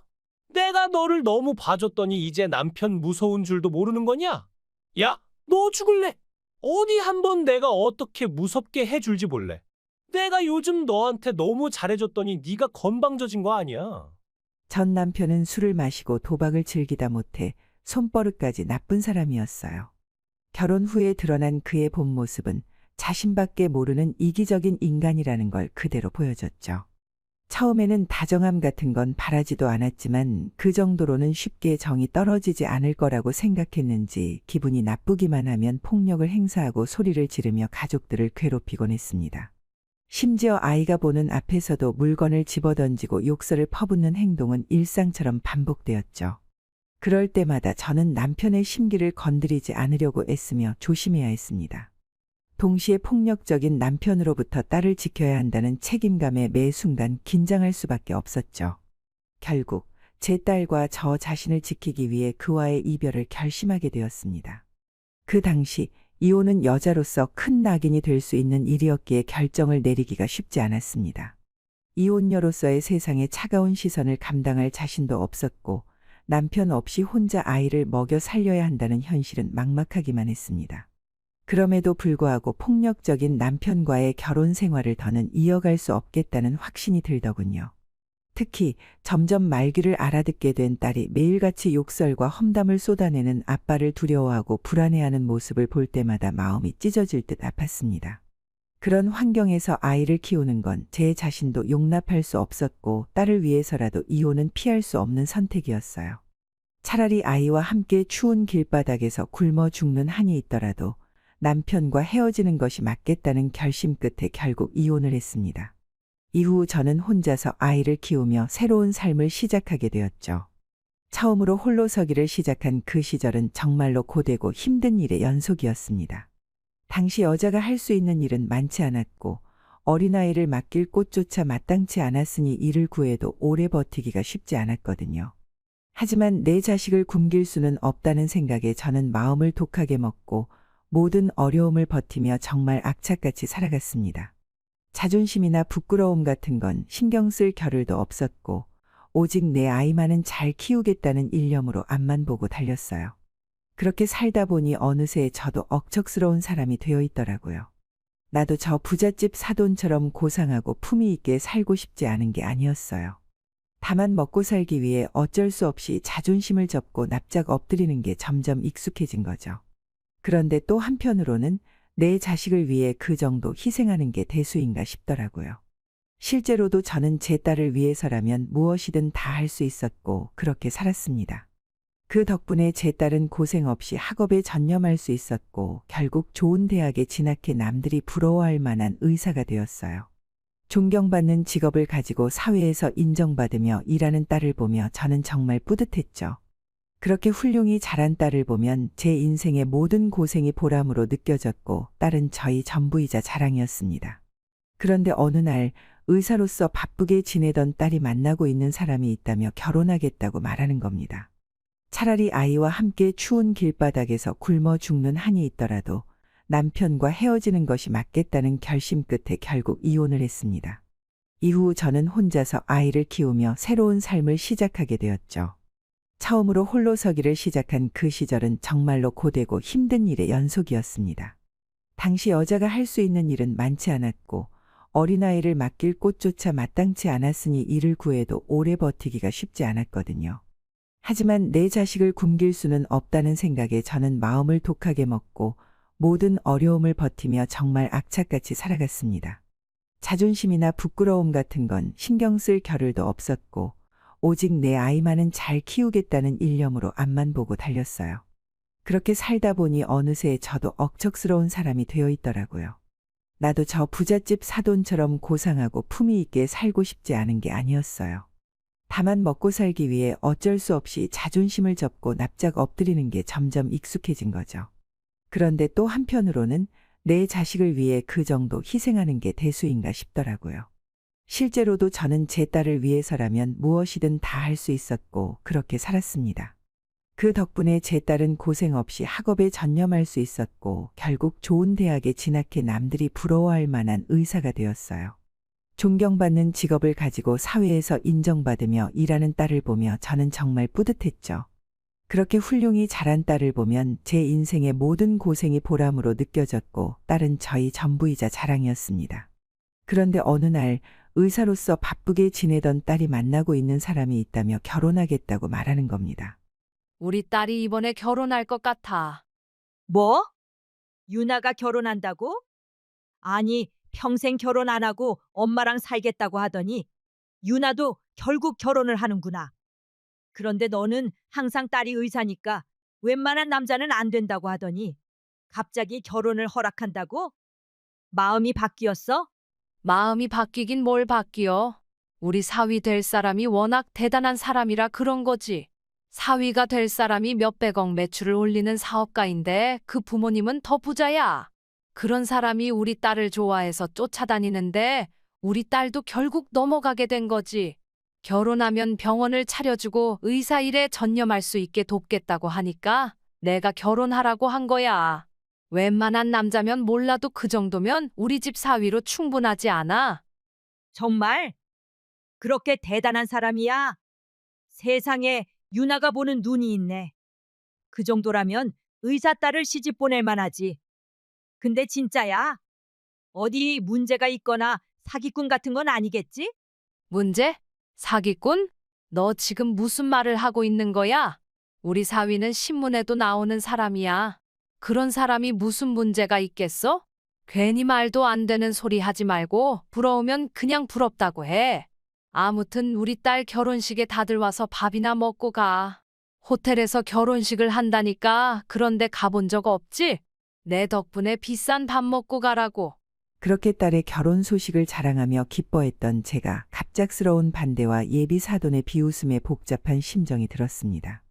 딸이 남자친구를 정말 사랑한다고 하니 마지못해 상견례에 참석했지만 예비 사돈의 무례한 태도에 화가 머리끝까지 치밀었어요. 아니, 그들이 얼마나 잘났다고 우리를 이렇게 무시하는지 정말 기가 막히더라고요. 그래도 딸을 위해 참아야겠다고 생각하며 화를 가라앉히려고 화장실로 향했습니다. 그런데 그 여편이가 무슨 생각인지 화장실까지 저를 따라왔더군요. 사돈, 여기서도 볼일 보세요. 제가 먼저 들어갈 테니 편히 쓰세요. 수준 낮은 저 때문에 불편하실까 봐요. 잠시만요. 저랑 얘기 좀 하실 수 있겠어요? 사돈, 정말 이 결혼을 하셔야겠어요. 네? 아니, 그 말을 하려고 저를 여기까지 따라오신 거예요. 상견례장에서 그렇게 무시했으면 됐지. 이제는 뒤에서 더 하실 말씀이라도 있으신가요? 목소리 낮추고 제 말을 들어보세요. 이건 모두 사돈과 따님을 위해 드리는 말입니다. 제발 따님을 살리고 싶으시면 지금 당장 파혼하세요. 이건 진심이에요. 지금 너무 심하신 거 아닙니까? 제가 웬만하면 참으려고 했는데 정말 너무 하시네요. 우리 딸이 그렇게 마음에 안 드세요? 우리가 알아서 물러나길 바라는 거라면 왜 이렇게까지 하시는 거죠? 아니면 파혼 안 하면 우리를 어떻게 하시겠다는 겁니까? 제 딸한테라도 손 떼면 그땐 저도 가만히 있지 않을 겁니다. 저도 따님을 위해 드리는 말씀입니다. 정말입니다. 제 진심이에요. 이제 와서 무슨 진심을 얘기하시는 겁니까? 지금 하시는 말씀은 저와 우리 딸을 위협하는 거잖아요. 당신이 얼마나 대단하고 부자인지는 모르겠지만 그런 이유로 사람을 무시하는 건 아닙니다. 제가 돈은 없어도 부끄럽게 산 적은 없고 제 딸을 부끄럽게 키운 적도 없습니다. 우리는 그렇게 무시당할 사람들이 아니에요. 그건 저도 압니다. 그래서 이러는 겁니다. 제가 사돈께서 얼마나 고생하며 따님을 키우셨는지 모르겠습니까? 그런 귀한 따님을 지키셔야 하지 않겠어요. 하지만 우리 아들과 결혼하면 따님에게 큰일이 날 겁니다. 그게 무슨 말씀이세요? 결혼하면 큰일 난다니요? 누가 들으면 아드님에게 무슨 문제가 있는 줄 알겠네요. 맞습니다. 저희 아들에게 문제가 있어요. 사실은 제 아들이 감정 조절이 안 되는 사람입니다. 겉으로는 멀쩡해 보이겠지만 실제로는 자기 뜻대로 모든 걸 해야만 직성이 풀리는 성격이에요. 사람을 지배하려 하고 목적을 이루기 위해서라면 수단과 방법을 가리지 않죠. 소시오패스라고 들어보셨나요? 제 아들이 바로 그런 사람입니다. 정말 황당하네요. 이제는 방식을 바꾸기로 한 건가요? 협박이 효과가 없으니 회유라도 해보려는 거예요. 겉보기엔 아드님이 멀쩡해 보이던데 대체 뭐가 그렇게 문제라는 거죠? 우리 딸 말로는 자기 아들은 남에게 화 한 번 못 내고 작은 생명도 해치지 못할 만큼 순한 사람이라던데 그런 아들이 성격에 문제가 있다는 얘기를 제가 믿으라는 건가요? 저를 이렇게 쉽게 속일 수 있을 거라고 생각하시나요? 아니에요. 저는 정말 거짓말을 하는 게 아닙니다. 겉으로 보기엔 그 아이가 사람 좋고 매너 있는 모습일 수 있어요. 하지만 진짜 성격은 그렇지 않다는 겁니다. 사돈도 아시겠지만 결혼 전에는 모든 사람이 자기 좋은 면만 보여주는 거잖아요. 처음부터 남편의 본 모습을 알 수 있었던 건 아니었겠죠. 저도 사돈께서 이혼하시게 된 사정을 다 알지는 못하지만 그때도 비슷한 일이 있지 않았을까요? 결혼을 하고 나면 진짜 모습이 드러나기 마련이니까요. 이 정도로 말씀드리면 제 말이 조금은 이해되지 않으세요? 그렇다고 해서 아니 그래도 여태 저랑 우리 딸을 그렇게 몰아세우고 비난하셨던 분이 지금 와서 이런 말을 하면 제가 어떻게 믿으라고요? 죄송합니다. 저도 마음이 무겁지만 할 수 있는 일이 이것밖에 없었어요. 사실 저도 무례하게 굴고 싶지 않았습니다. 하지만 결혼을 막으려면 뭔가 핑계를 대야 했거든요. 제 아들은 자기가 원하는 건 무슨 일이 있어도 이뤄내야만 하는 성격이에요. 이번에도 이 결혼을 하겠다고 저를 얼마나 들들 볶는지 몰라요. 그 아이 성화에 못 이겨 상견례 자리까지 나왔지만 이대로 모른 척하고 결혼을 시킬 수는 없겠다고 판단했어요. 아무리 제 자식이 소중하다 해도 남의 집 귀한 딸까지 고생시키는 건 못할 일 아닙니까? 그게 정말이에요? 아드님이 그렇게 문제가 많았다고요? 세상에 겉으로는 전혀 몰랐어요. 당연히 모르셨을 겁니다. 이런 문제는 가까이서 겪어보지 않으면 절대 알 수 없는 거니까요. 제가 직접 낳아 기른 아이인데도 이렇게 무섭게 느껴질 정도라면 말 다 했죠. 저는 그 아이를 감당해야 할 부모니까 어쩔 수 없다고 생각하지만 남의 딸까지 고생시키는 일은 차마 못하겠어요. 유나가 결혼 후 어떤 일을 겪을지 뻔히 보이는데 그걸 알면서도 모른 척할 수는 없죠. 저도 제 아들이 두려울 정도예요. 그럼 이제 어떻게 해야 하죠? 우리 딸은 아무것도 모르고 결혼하겠다고 난리인데 도대체 이 상황을 어떻게 해야 해요? 그래서 우리가 나서야죠. 지금 유나가 직접 헤어지자고 하면 큰일 날 겁니다. 제 아들이 어떻게 반응할지 저도 장담할 수 없어요. 아마 집착하고 어떻게든 결혼을 강행하려고 무슨 일이든 벌일 겁니다. 그래서 애들이 자연스럽게 헤어지도록 유도해야 한다고 생각해요. 그렇다면 구체적으로 어떻게 하겠다는 거예요? 방법이라도 있나요? 저희가 심하게 싸우는 척하는 건 어때요? 화장실에서 다툼이 있었다고 하고 제가 그걸 이유로 기분이 나빠져서 결혼을 반대한다고 하면 되죠. 그러면 사돈께서 맞장구를 쳐주시면서 파혼 이야기를 꺼내주시면 됩니다. 그럼 아이들이 당황해서 말릴 텐데 우리는 휘둘리지 말고 끝까지 파혼으로 밀고 가는 거죠. 그리고 집으로 돌아가셔서 따님께 이번 일을 차분히 설명해 주세요. 왜 우리 아들과의 결혼이 불가능한지, 그리고 제가 왜 유나에게 상처를 줄 수밖에 없었는지 진심으로 이야기해 주시길 부탁드립니다. 다시 한번 깊이 사죄드립니다. 개인적으로는 사돈과 유나 양께 전혀 나쁜 감정이 없습니다.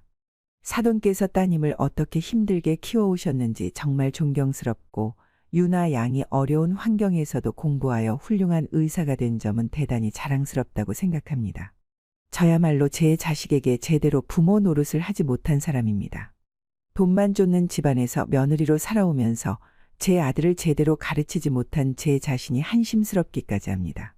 사실 이미 고인이 된 제 남편은 피도 눈물도 없는 냉혈한이었어요.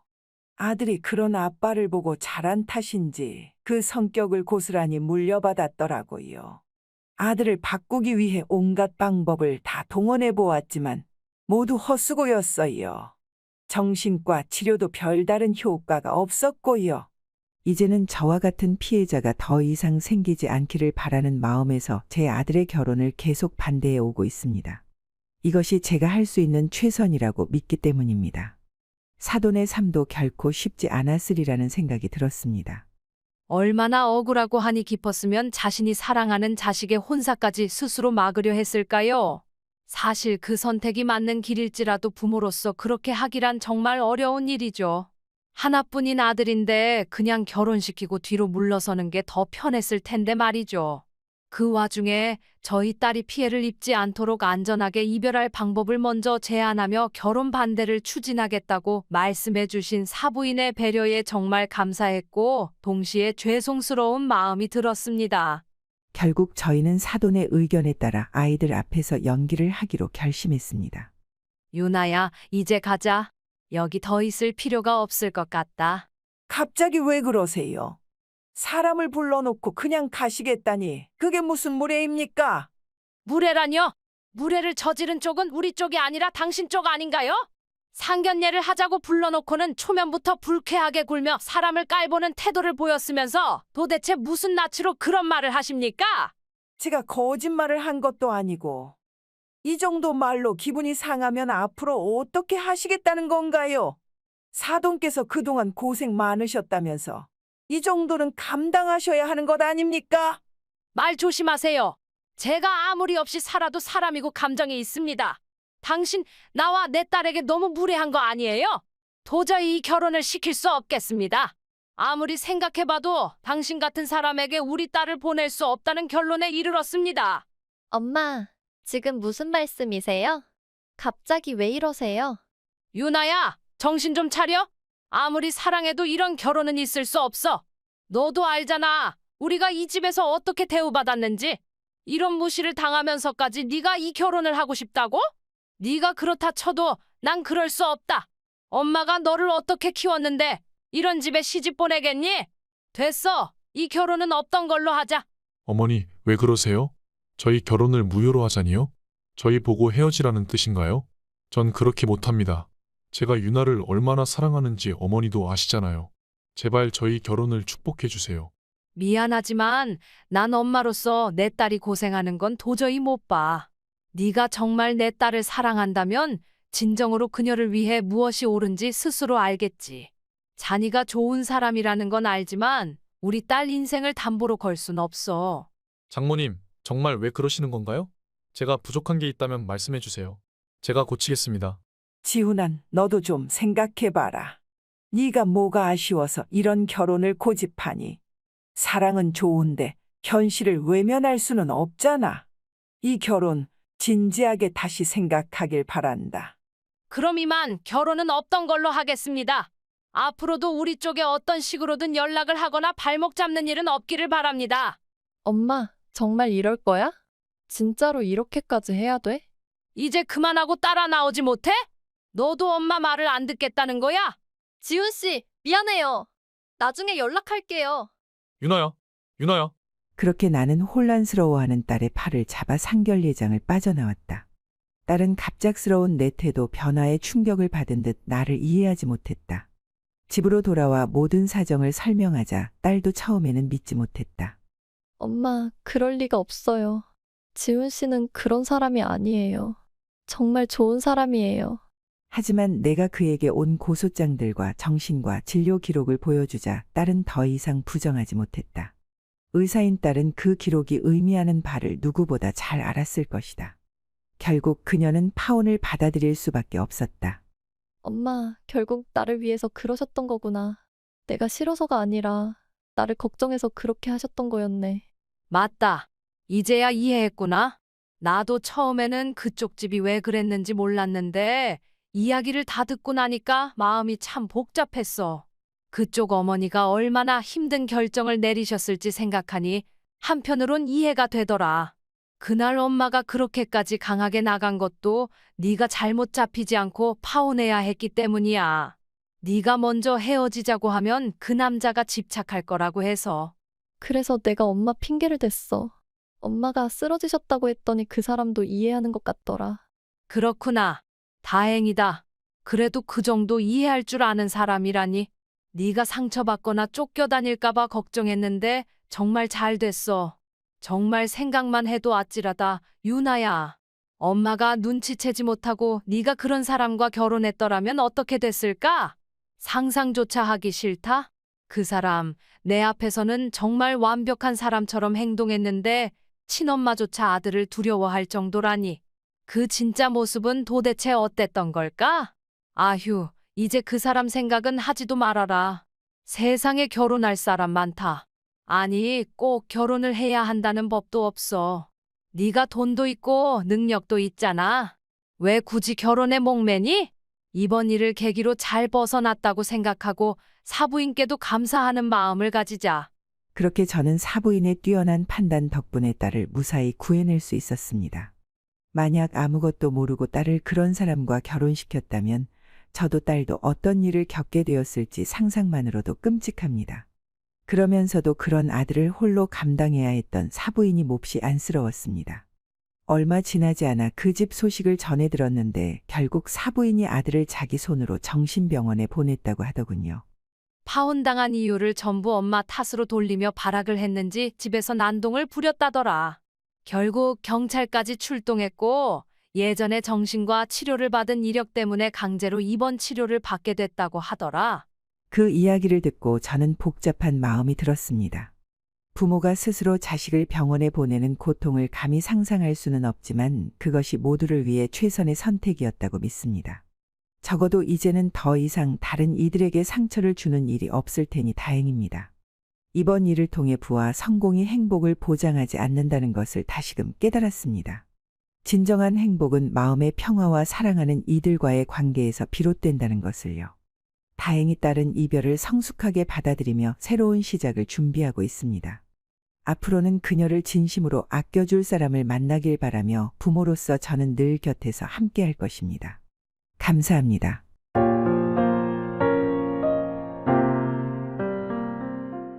사람의 인연은 물과 같아서 담긴 그릇에 따라 모양이 달라진다. 결혼 생활도 그랬다. 사랑으로 시작된 관계가 시간이 흐르면서 익숙함에 갇히기도 하고 때로는 그 익숙함이 가장 큰 위안이 되기도 한다. 우리 부부의 관계도 그랬다. 큰 풍파 없이 함께했던 시간이 흘러 어느덧 결혼 1주년을 맞이했다. 그날은 제게 가장 빛나야 할 날이었습니다. 남편과 함께 준비한 특별한 저녁을 기대하며 저는 소중히 고른 선물을 들고 집으로 향했습니다. 남편에게 전화를 걸었지만 그는 받지 않았습니다. 아마도 식당으로 가고 있겠지. 제가 예약한 곳을 미리 알려주었으니 바쁜 일정 속에서도 약속을 지키려 애쓰는 그의 모습이 떠올라 절로 미소가 지어졌습니다. 제가 식당에 들어섰을 때 가장 먼저 눈에 들어온 건 창가에 앉아있는 남편의 모습이었어요. 그는 깊은 생각에 잠긴 듯 창밖을 응시하고 있었습니다. 제가 들어오는 걸 전혀 알아채지 못한 채 말이죠. 살며시 다가가 여보 나왔어 라고 말을 걸었지만 그의 대답은 어딘가 어색하고 무심하게 들렸어요. 아, 왔구나. 뭔가 이상하다는 생각이 들었어요. 그의 표정은 평소와 달랐고 제가 정성스럽게 준비한 특별한 날을 맞아 멋지게 차려입으라고 했는데 그의 옷차림은 마치 막 퇴근한 사람 같았죠. 그래도 저는 스스로를 다독이며 이렇게 생각했어요. 뭐 어때, 그냥 피곤해서 그런 거겠지. 오늘도 많이 바빴나 봐. 라고 물었지만 돌아온 대답은 짧고 무심한 그렇지. 라는 말뿐이었어요. 평소라면 하루가 어땠는지, 힘든 일은 없었는지 다정하게 물어보던 남편이 오늘따라 유난히 말이 없었습니다. 그의 표정은 점점 더 심각해졌고 마침내 입술을 떼며 말했어요. 우리 이혼하자. 순간 모든 것이 멈춘 듯한 기분이 들었습니다. 그의 말이 귀에 울리는 것 같으면서도 도저히 믿기지 않았어요. 심장이 한순간 멈춘 듯 숨조차 쉬기 어려웠습니다. 저는 간신히 떨리는 목소리로 물었어요. 뭐라고? 우리 이혼하자고. 순간 세상이 무너지는 소리가 들리는 것 같았습니다. 테이블 위에 놓인 와인잔이 흔들리는 듯했고 식당 안에 모든 소음이 멀어지면서 나와 그만 남겨진 것 같았어요. 그의 말이 믿기지 않아 눈앞이 흐릿해지는 것 같았습니다. 눈앞에 있는 사람은 제가 알던 남편이 아니었어요. 제가 믿고 의지했던, 함께 미래를 꿈꾸던 그 사람이 그런 말을 할 수 있을 리 없었으니까요. 왜? 갑자기? 우리가 이혼이라니. 무슨 일이 있었어? 내가 뭘 잘못했어? 그런 거 아니야. 그냥 더 이상 이렇게 살 수 없을 것 같아. 말 한마디 한마디가 제 가슴을 후벼 파는 것 같았어요. 어떻게 이런 일이 일어날 수 있을까? 그동안에 행복했던 기억들이 주마등처럼 스쳐갔고 머릿속은 온갖 생각으로 뒤엉켰습니다. 남편이 그런 말을 할 사람이라고는 상상할 수 없었네요. 대학생 때 처음 만난 사람이고 그 만남은 제 인생에서 특별한 전환점이 되었잖아요. 가난한 가정에서 자랐지만 학업 성적이 뛰어났기 때문에 전액 장학금을 받고 대학에 진학할 수 있었어요. 그러나 대학 생활은 생각했던 것만큼 쉽지 않더라고요. 학업 자체도 버거웠는데 생활비를 벌기 위해 학교 근처 식당에서 아르바이트까지 해야 했으니까요. 매일 밤 늦게까지 공부하며 체력이 고갈되어 코피가 자주 터졌네요. 학업뿐만 아니라 행정고시 준비까지 병행해야 했기 때문에 하루하루가 더욱 바쁘고 힘들었겠죠. 식당에서 일하는 동안 사장님은 제 건강을 걱정하며 항상 식사를 먼저 챙겨주곤 했어요. 일이 그렇게 바쁜 것도 아닌데 간식이 참 자주 들어왔네요. 덕분에 아르바이트를 하면서도 체중이 5kg이나 늘어나 위기감을 느끼게 되었어요. 간식을 거절해 보려고 했지만 사장님은 공부하는 사람은 살집이 있어야 버틴다며 제 말을 가볍게 넘겼죠. 아르바이트를 하면서도 느낀 건 사장님의 따뜻한 배려였어요. 다른 직원들과 똑같이 챙겨주는 줄 알았는데 어딘가 나만 조금 더 신경 쓰는 듯한 느낌이 들더라고요. 알고 보니 나이 차이도 크지 않고 젊은 나이에 가게를 운영하는 모습이 꽤 멋지게 느껴졌잖아요. 결국 간식을 거절하려던 나의 마음은 이내 누그러졌고 사장님의 말은 오래도록 기억에 남았어요. 제 모습을 있는 그대로 받아들여 줄 아는 사람이 중요하다는 말은 단순한 조언 이상으로 마음에 와닿았네요. 주 5일 근무를 하고 있던 나에게 사장님은 별안간 하루 쉬자는 제안을 하셨다. 처음엔 웃으며 넘겼지만 며칠 뒤 예상치 못한 일이 벌어졌네요. 아침에 집 밖으로 나섰는데 도로 앞에 멋진 차 한 대가 서 있었고 그 옆에 사장님이 서 계신 거예요. 그날따라 사장님은 평소보다 더 깔끔하고 세련된 모습이었잖아요. 그 풍경이 너무 낯설어서 한동안 멍하니 서 있었던 것 같아요. 심장이 갑자기 뛰기 시작했고 어떻게 해야 할지 몰라 당황스럽더라고요. 그런데 사장님이 조수석 문을 열며 한마디 하셨죠. 이러다 사람들이 우리가 데이트하는 줄 알겠네요. 그럼요. 이렇게까지 준비한 걸 보면 데이트 아닌가요? 아니면 저를 어디 면접 보러 데려가는 건가요? 저는 여전히 혼란스러웠지만 결국 사장님의 요청을 거절할 수 없어 따라 나섰어요. 하루만 시간을 내달라는 간절한 부탁을 듣고서는 거절하기 힘들었거든요. 그렇게 저는 제 인생에서 가장 특별했던 하루를 보냈습니다. 멋진 경치가 보이는 레스토랑에서 식사를 하고 차를 마시며 여유를 즐기고 함께 산책을 했어요. 평범한 활동일 뿐이었지만 그 시간이 정말 소중하게 느껴졌습니다. 문득 마음 한구석에서 두려움이 밀려왔어요. 사장님께 감사 인사를 전하며 처음으로 이렇게 여유를 즐기는 하루가 너무 좋아서 오히려 겁이 난다고 솔직히 말했어요. 지금까지는 그저 앞만 보고 달려오기만 했던 저 자신이 떠오르더라고요. 사장님은 잠시 저를 바라보더니 조용히 말했어요. 우리 한번 만나볼래요? 둘 다 인생을 열심히 살아온 사람들이니까 서로를 더 잘 이해할 수 있을 것 같아요. 저는 웃으며 사장님 같은 분이 왜 저 같은 사람을 만나겠냐고 했지만 사장님은 모든 걸 스스로 이뤘다고 말했어요. 가족의 도움 없이 혼자 여기까지 왔다며 그런 경험이 오히려 자신을 더 단단하게 만들었다고 했죠. 처음엔 정말 혼란스러웠어요. 혼자만의 짝사랑이라고 생각했는데 그 사람이 저를 좋아한다는 사실을 알게 되다니요. 이런 일이 있을 수 있나 싶었죠. 하지만 서로의 마음이 통해서 어떻게 연애를 시작하지 않을 수 있겠어요. 그래서 우리는 조용히 만남을 이어가기로 했어요. 제가 부탁했거든요. 가게 안에서는 절대 연인처럼 행동하지 말자고요.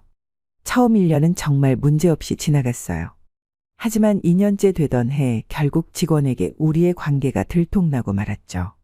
남자친구가 지나가다가 제 볼에 가볍게 입맞춤을 했는데 그 순간 한 직원이 딱 그 장면을 본 거예요. 그 이후로는 분위기가 어색해져서 일을 계속하기 어려웠어요. 직원들의 시선도 신경 쓰였고 저 스스로도 불편함을 느꼈거든요. 그래서 결심했죠.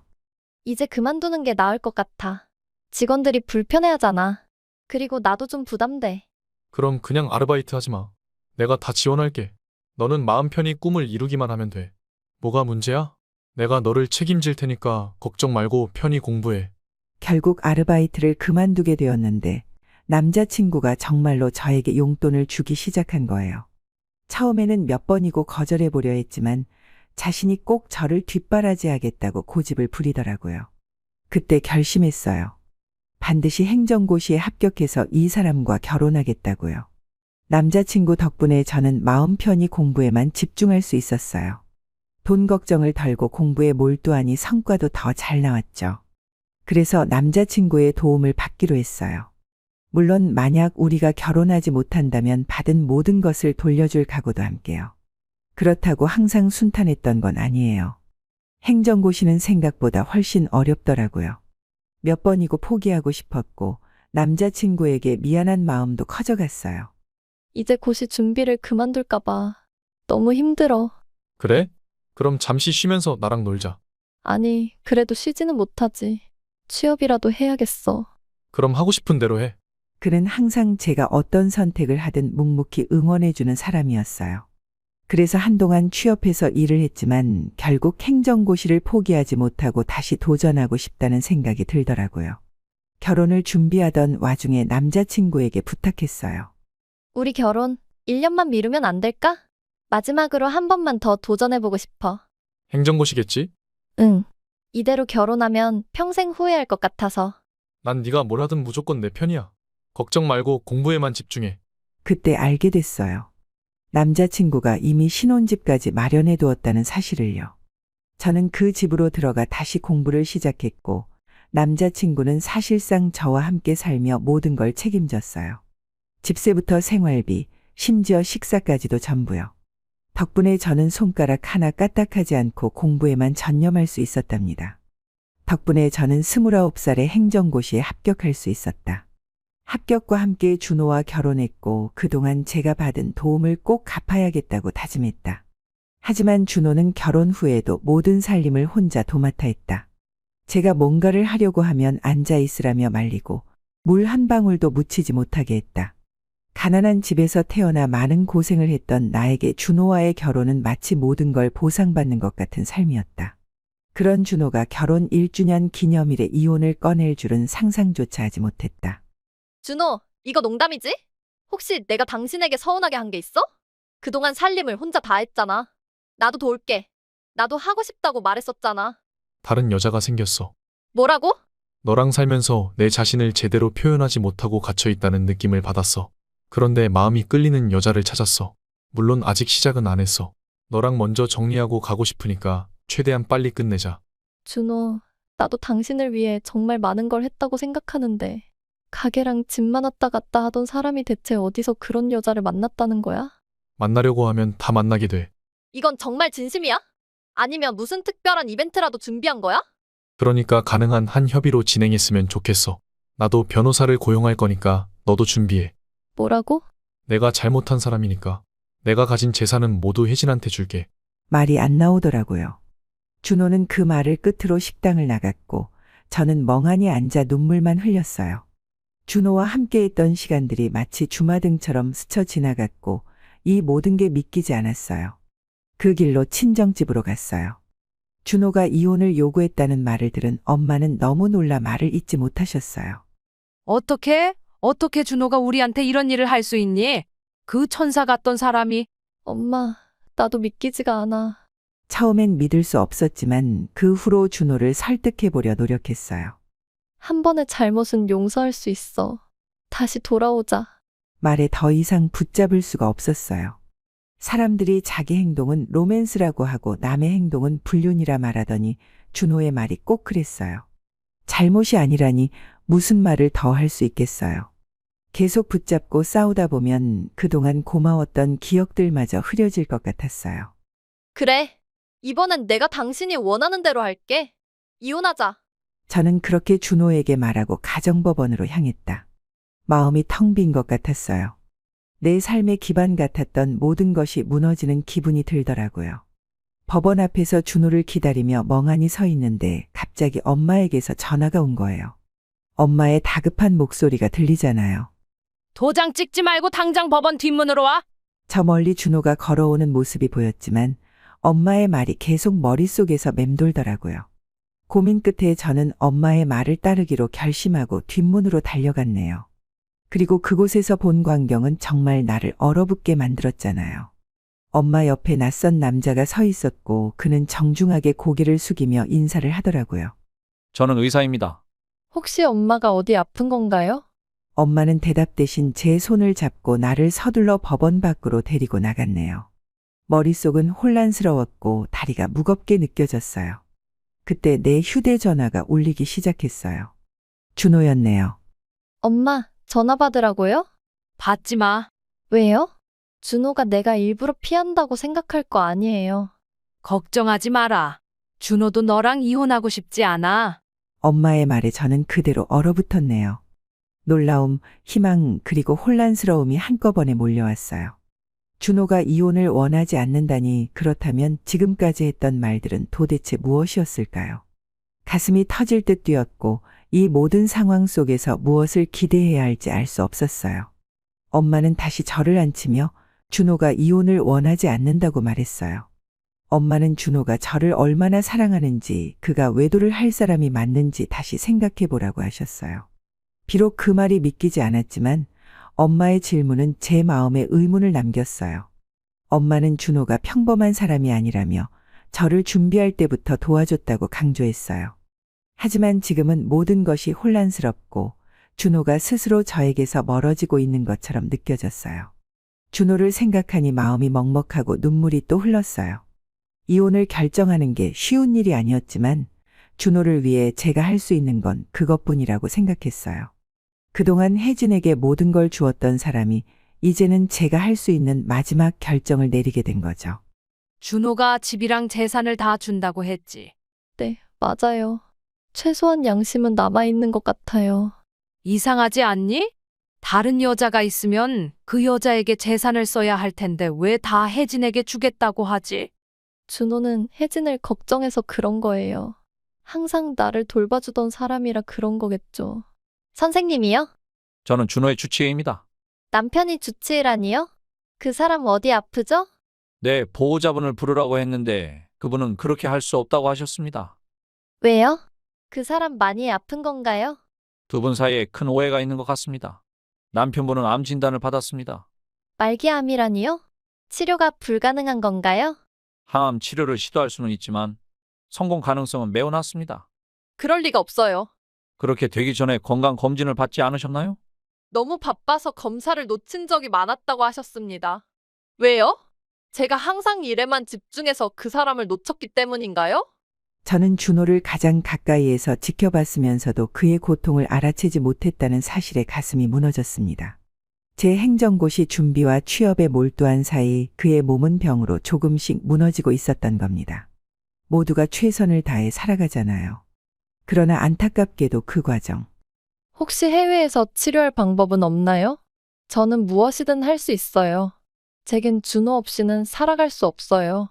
모든 방법을 시도해 보겠지만 희망적인 치료법을 찾는 건 정말 어렵습니다. 제발 도와주세요. 의사 선생님, 저희를 돕기 위해 여기 계신 거잖아요?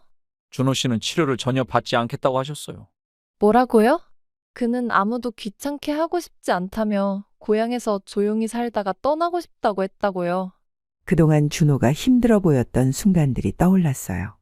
평소보다 자주 피곤해하고 체중이 줄어든 모습도 있었는데 저는 그저 일이 바빠서 그렇다고만 생각했죠.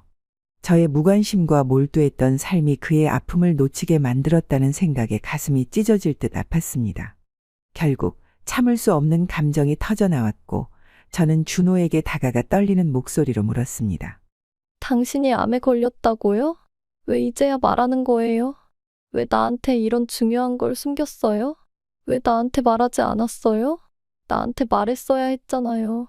당신 혼자 얼마나 힘들었을지 상상도 못했어. 그가 나에게 이런 일을 할 수 있다는 게 믿기지 않았어요.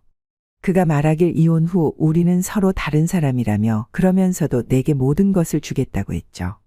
하지만 저는 그걸 받아들일 수 없었어요. 우리가 함께한 시간, 기억들은 그가 다른 사람과 가게 되면서 모두 변해버렸죠. 그가 이혼을 원하지 않는다고 말하지만 사실 이미 결정을 내린 것 같았어요. 저도 결국 책임을 져야 한다는 걸 알았고 이제는 그가 정말로 힘들어 보였어요. 준호가 다가와 나를 안으려 했습니다. 그러나 그가 너무 미워서 저는 그를 밀쳐냈습니다. 당신 정말 정신이 있는 거야? 그렇게 아프면 말이라도 했어야지. 나만 빼놓고 혼자서 모든 걸 견디려고? 나 당신 아내야.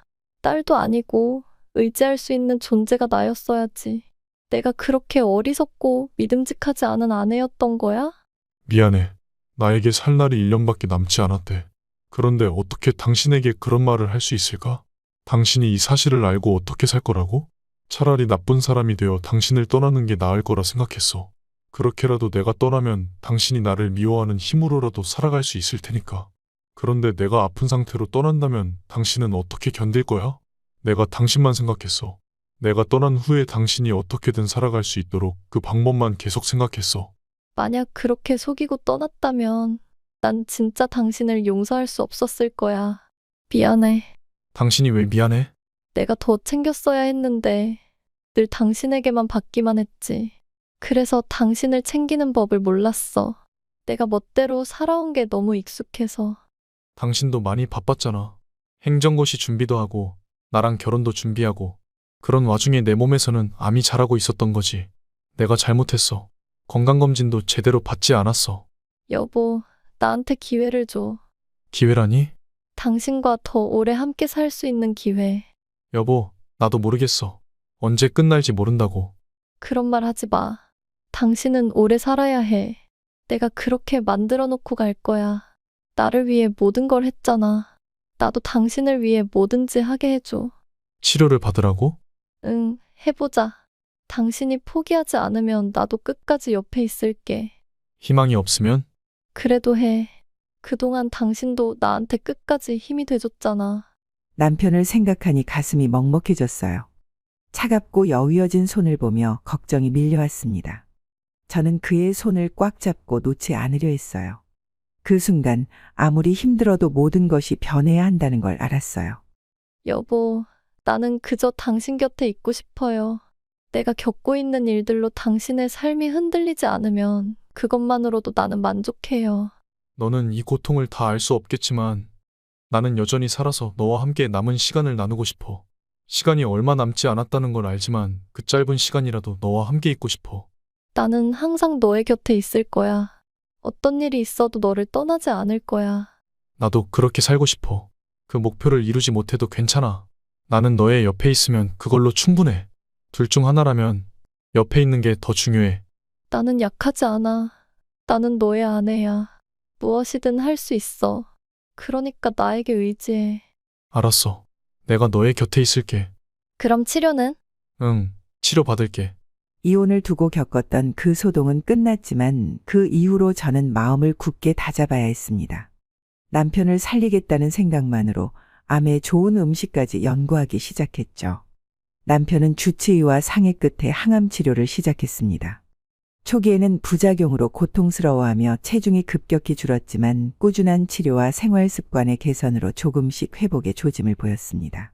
특히 면역력 강화를 위한 고단백 식단과 규칙적인 운동이 큰 도움이 되었다고 의사가 설명했습니다. 정말 다행이네요. 치료가 효과가 있네요. 정말 기쁜 소식입니다. 계속 효과가 지속되면 상태를 살펴 수술도 가능할 거예요. 정말 그런가요? 네. 아직 갈 길이 멀지만 좋은 진전이 있습니다. 축하드립니다. 정말 감사합니다. 남편은 믿기지 않는 듯 멍하니 나를 바라보았습니다. 여보, 왜 그래? 당신과 이혼했으면 어떻게 했을까? 당신 말 듣길 정말 잘했어. 사실 나도 당신과 오래오래 살고 싶었거든. 여보, 그러니까 절대 포기하면 안 돼. 물론 치료가 얼마나 효과가 있을지는 알 수 없지만 후회하지 않도록 최선을 다해보자. 응, 네가 옆에 있으니까 뭘 해도 할 수 있을 것 같아. 고마워, 여보. 그날 저녁 집에 친정 식구들까지 모여서 작은 파티를 열었습니다. 치료가 효과가 있다고 하네요. 우리 사위 정말 대단하다. 정말 대단해. 엄마 딸은 왜 안 대단해? 너도 대단하지만 아픈 사람보다 대단할까? 하여튼 엄마는 예전부터 나보단 이 사람 편이었어. 우리 사위가 우리 딸을 위해 해준 걸 생각하면 내가 뭐든지 다 줄 수 있지. 그날 그와 함께한 모든 순간을 떠올리며 가슴이 답답해졌습니다. 그가 외도했다고 말하고 이혼하자고 했을 때 그의 눈빛에서 두려움과 혼란을 느낄 수 있었어요. 그는 그렇게 말했지만 마음속에서는 저를 놓을 수 없었을 거예요. 그걸 느낄 수 있었죠. 제가 느꼈던 감정은 그 무엇과도 비교할 수 없는 두려움이었어요. 병원에서 연락을 받았을 때 사실을 알리기 전까지 그저 아무 일도 없기를 바랐습니다. 그런데 그 후 병원에서 결과를 듣고 저는 어떻게 해야 할지 알 수 없었어요. 병원 문 앞에서 기다리며 아무 말도 할 수 없었던 순간이었죠. 집에 돌아왔을 때 그는 저에게 왜 병원에서 무슨 일이 있었는지 묻고 저는 그저 아무 말도 하지 않았어요. 속으로 그의 고통을 짊어지고 싶지 않았고 그에게 너무 큰 부담을 주고 싶지 않았습니다. 하지만 그 순간 그를 놓칠 수 없다는 걸 깨달았죠. 이제 생각해보니 그동안 그에게 말하지 않았던 것들이 그를 더 힘들게 만든 건 아닌지 후회가 남네요. 그가 더 이상 아프지 않기를 바라면서 저는 그가 다시 일상으로 돌아올 수 있도록 최선을 다할 수밖에 없겠군요. 지금 저는 남편과 점점 더 서로를 이해하고 사랑하게 되었습니다. 함께 지내면서 우리의 관계는 점점 더 깊어지고 더욱 견고해졌어요. 모든 시련이 우리를 더욱 가까이 만들었고 사랑이 더욱 강해졌죠. 남편은 어려운 시간을 겪었지만 언제나 제 곁에서 저를 지지하고 사랑해 주었어요. 그가 제 곁에 있다는 것만으로도 저는 정말 행복하답니다. 비록 삶이 항상 쉽지 않지만 저는 언제나 그가 있기에 큰 힘을 얻어요. 그리고 어느 날 저는 제 미래에 대해 깊이 생각하면서 제가 계속 학업을 이어가고 싶다는 결정을 내렸어요. 그래서 남편에게 제 마음을 고백했죠. 자기야, 나 얘기하고 싶은 게 있어. 나 다시 공부 신청했어. 응? 어디에? 우리가 공기 좋은 시골로 이사해서 살자고. 그럼 병원은 어떻게 할 거야? 병원도 알아봤어. 우리가 이사하려는 곳에 내가 다니는 병원 분원이 있다고 하더라. 연계 치료가 가능하대. 내가 사랑하는 사람과 함께 있는 거지. 그 사람의 돌봄을 받는 거 아니겠어? 그렇다면 나도 찬성하는 거지? 당연하지. 나도 항상 시골에서 살고 싶었어. 내 고향이 시골이라 여름 방학마다 거기 가는 게 정말 좋았거든. 그런데 부모님 돌아가신 이후로는 한 번도 가지 않았지만 그랬구나. 그럼 나랑 이혼하고 혼자 시골로 가려던 거야? 아니면 그곳에 숨겨둔 여자가 있었던 건 아니지? 정말로 미안해. 내가 정말 잘못했어. 평생 사죄할게. 여자에게 원한이 쌓이면 여름에 서리가 내린다고 하잖아. 요즘엔 남편을 농담하는 것이 즐겁다. 그만큼 남편의 건강이 나아졌다는 뜻이기도 하니까 안심이 된다. 그 후 우리는 공기 좋은 시골로 이사를 갔고 그 시점이 바로 남편이 말기암 진단을 받은 지 1년이 되는 때였다. 의사는 남편의 생존 가능성이 높지 않다고 경고했지만 꾸준한 항암 치료와 면역요법 덕분에 상태가 조금씩 안정되었습니다. 예상했던 1년이라는 시간을 넘어 2년째에도 암세포의 성장이 억제되고 있다는 소식을 듣자 저희는 기쁨과 감격을 감추지 못했습니다. 시골의 맑은 공기 속에서 새 집에서 살기 시작한 남편은 매일매일 건강해 보였어요. 텃밭을 가꾸고 퇴근 후에는 저를 위해 요리도 해주었죠. 처음에는 불안한 마음에 CCTV를 집 곳곳에 설치했지만 그 후로 한 번도 저 없을 때 불안한 일이 생기지 않았습니다. 벌써 그렇게 시간이 5년이 지났습니다. 요즘은 주치의 선생님도 남편의 상태에 놀라고 계십니다.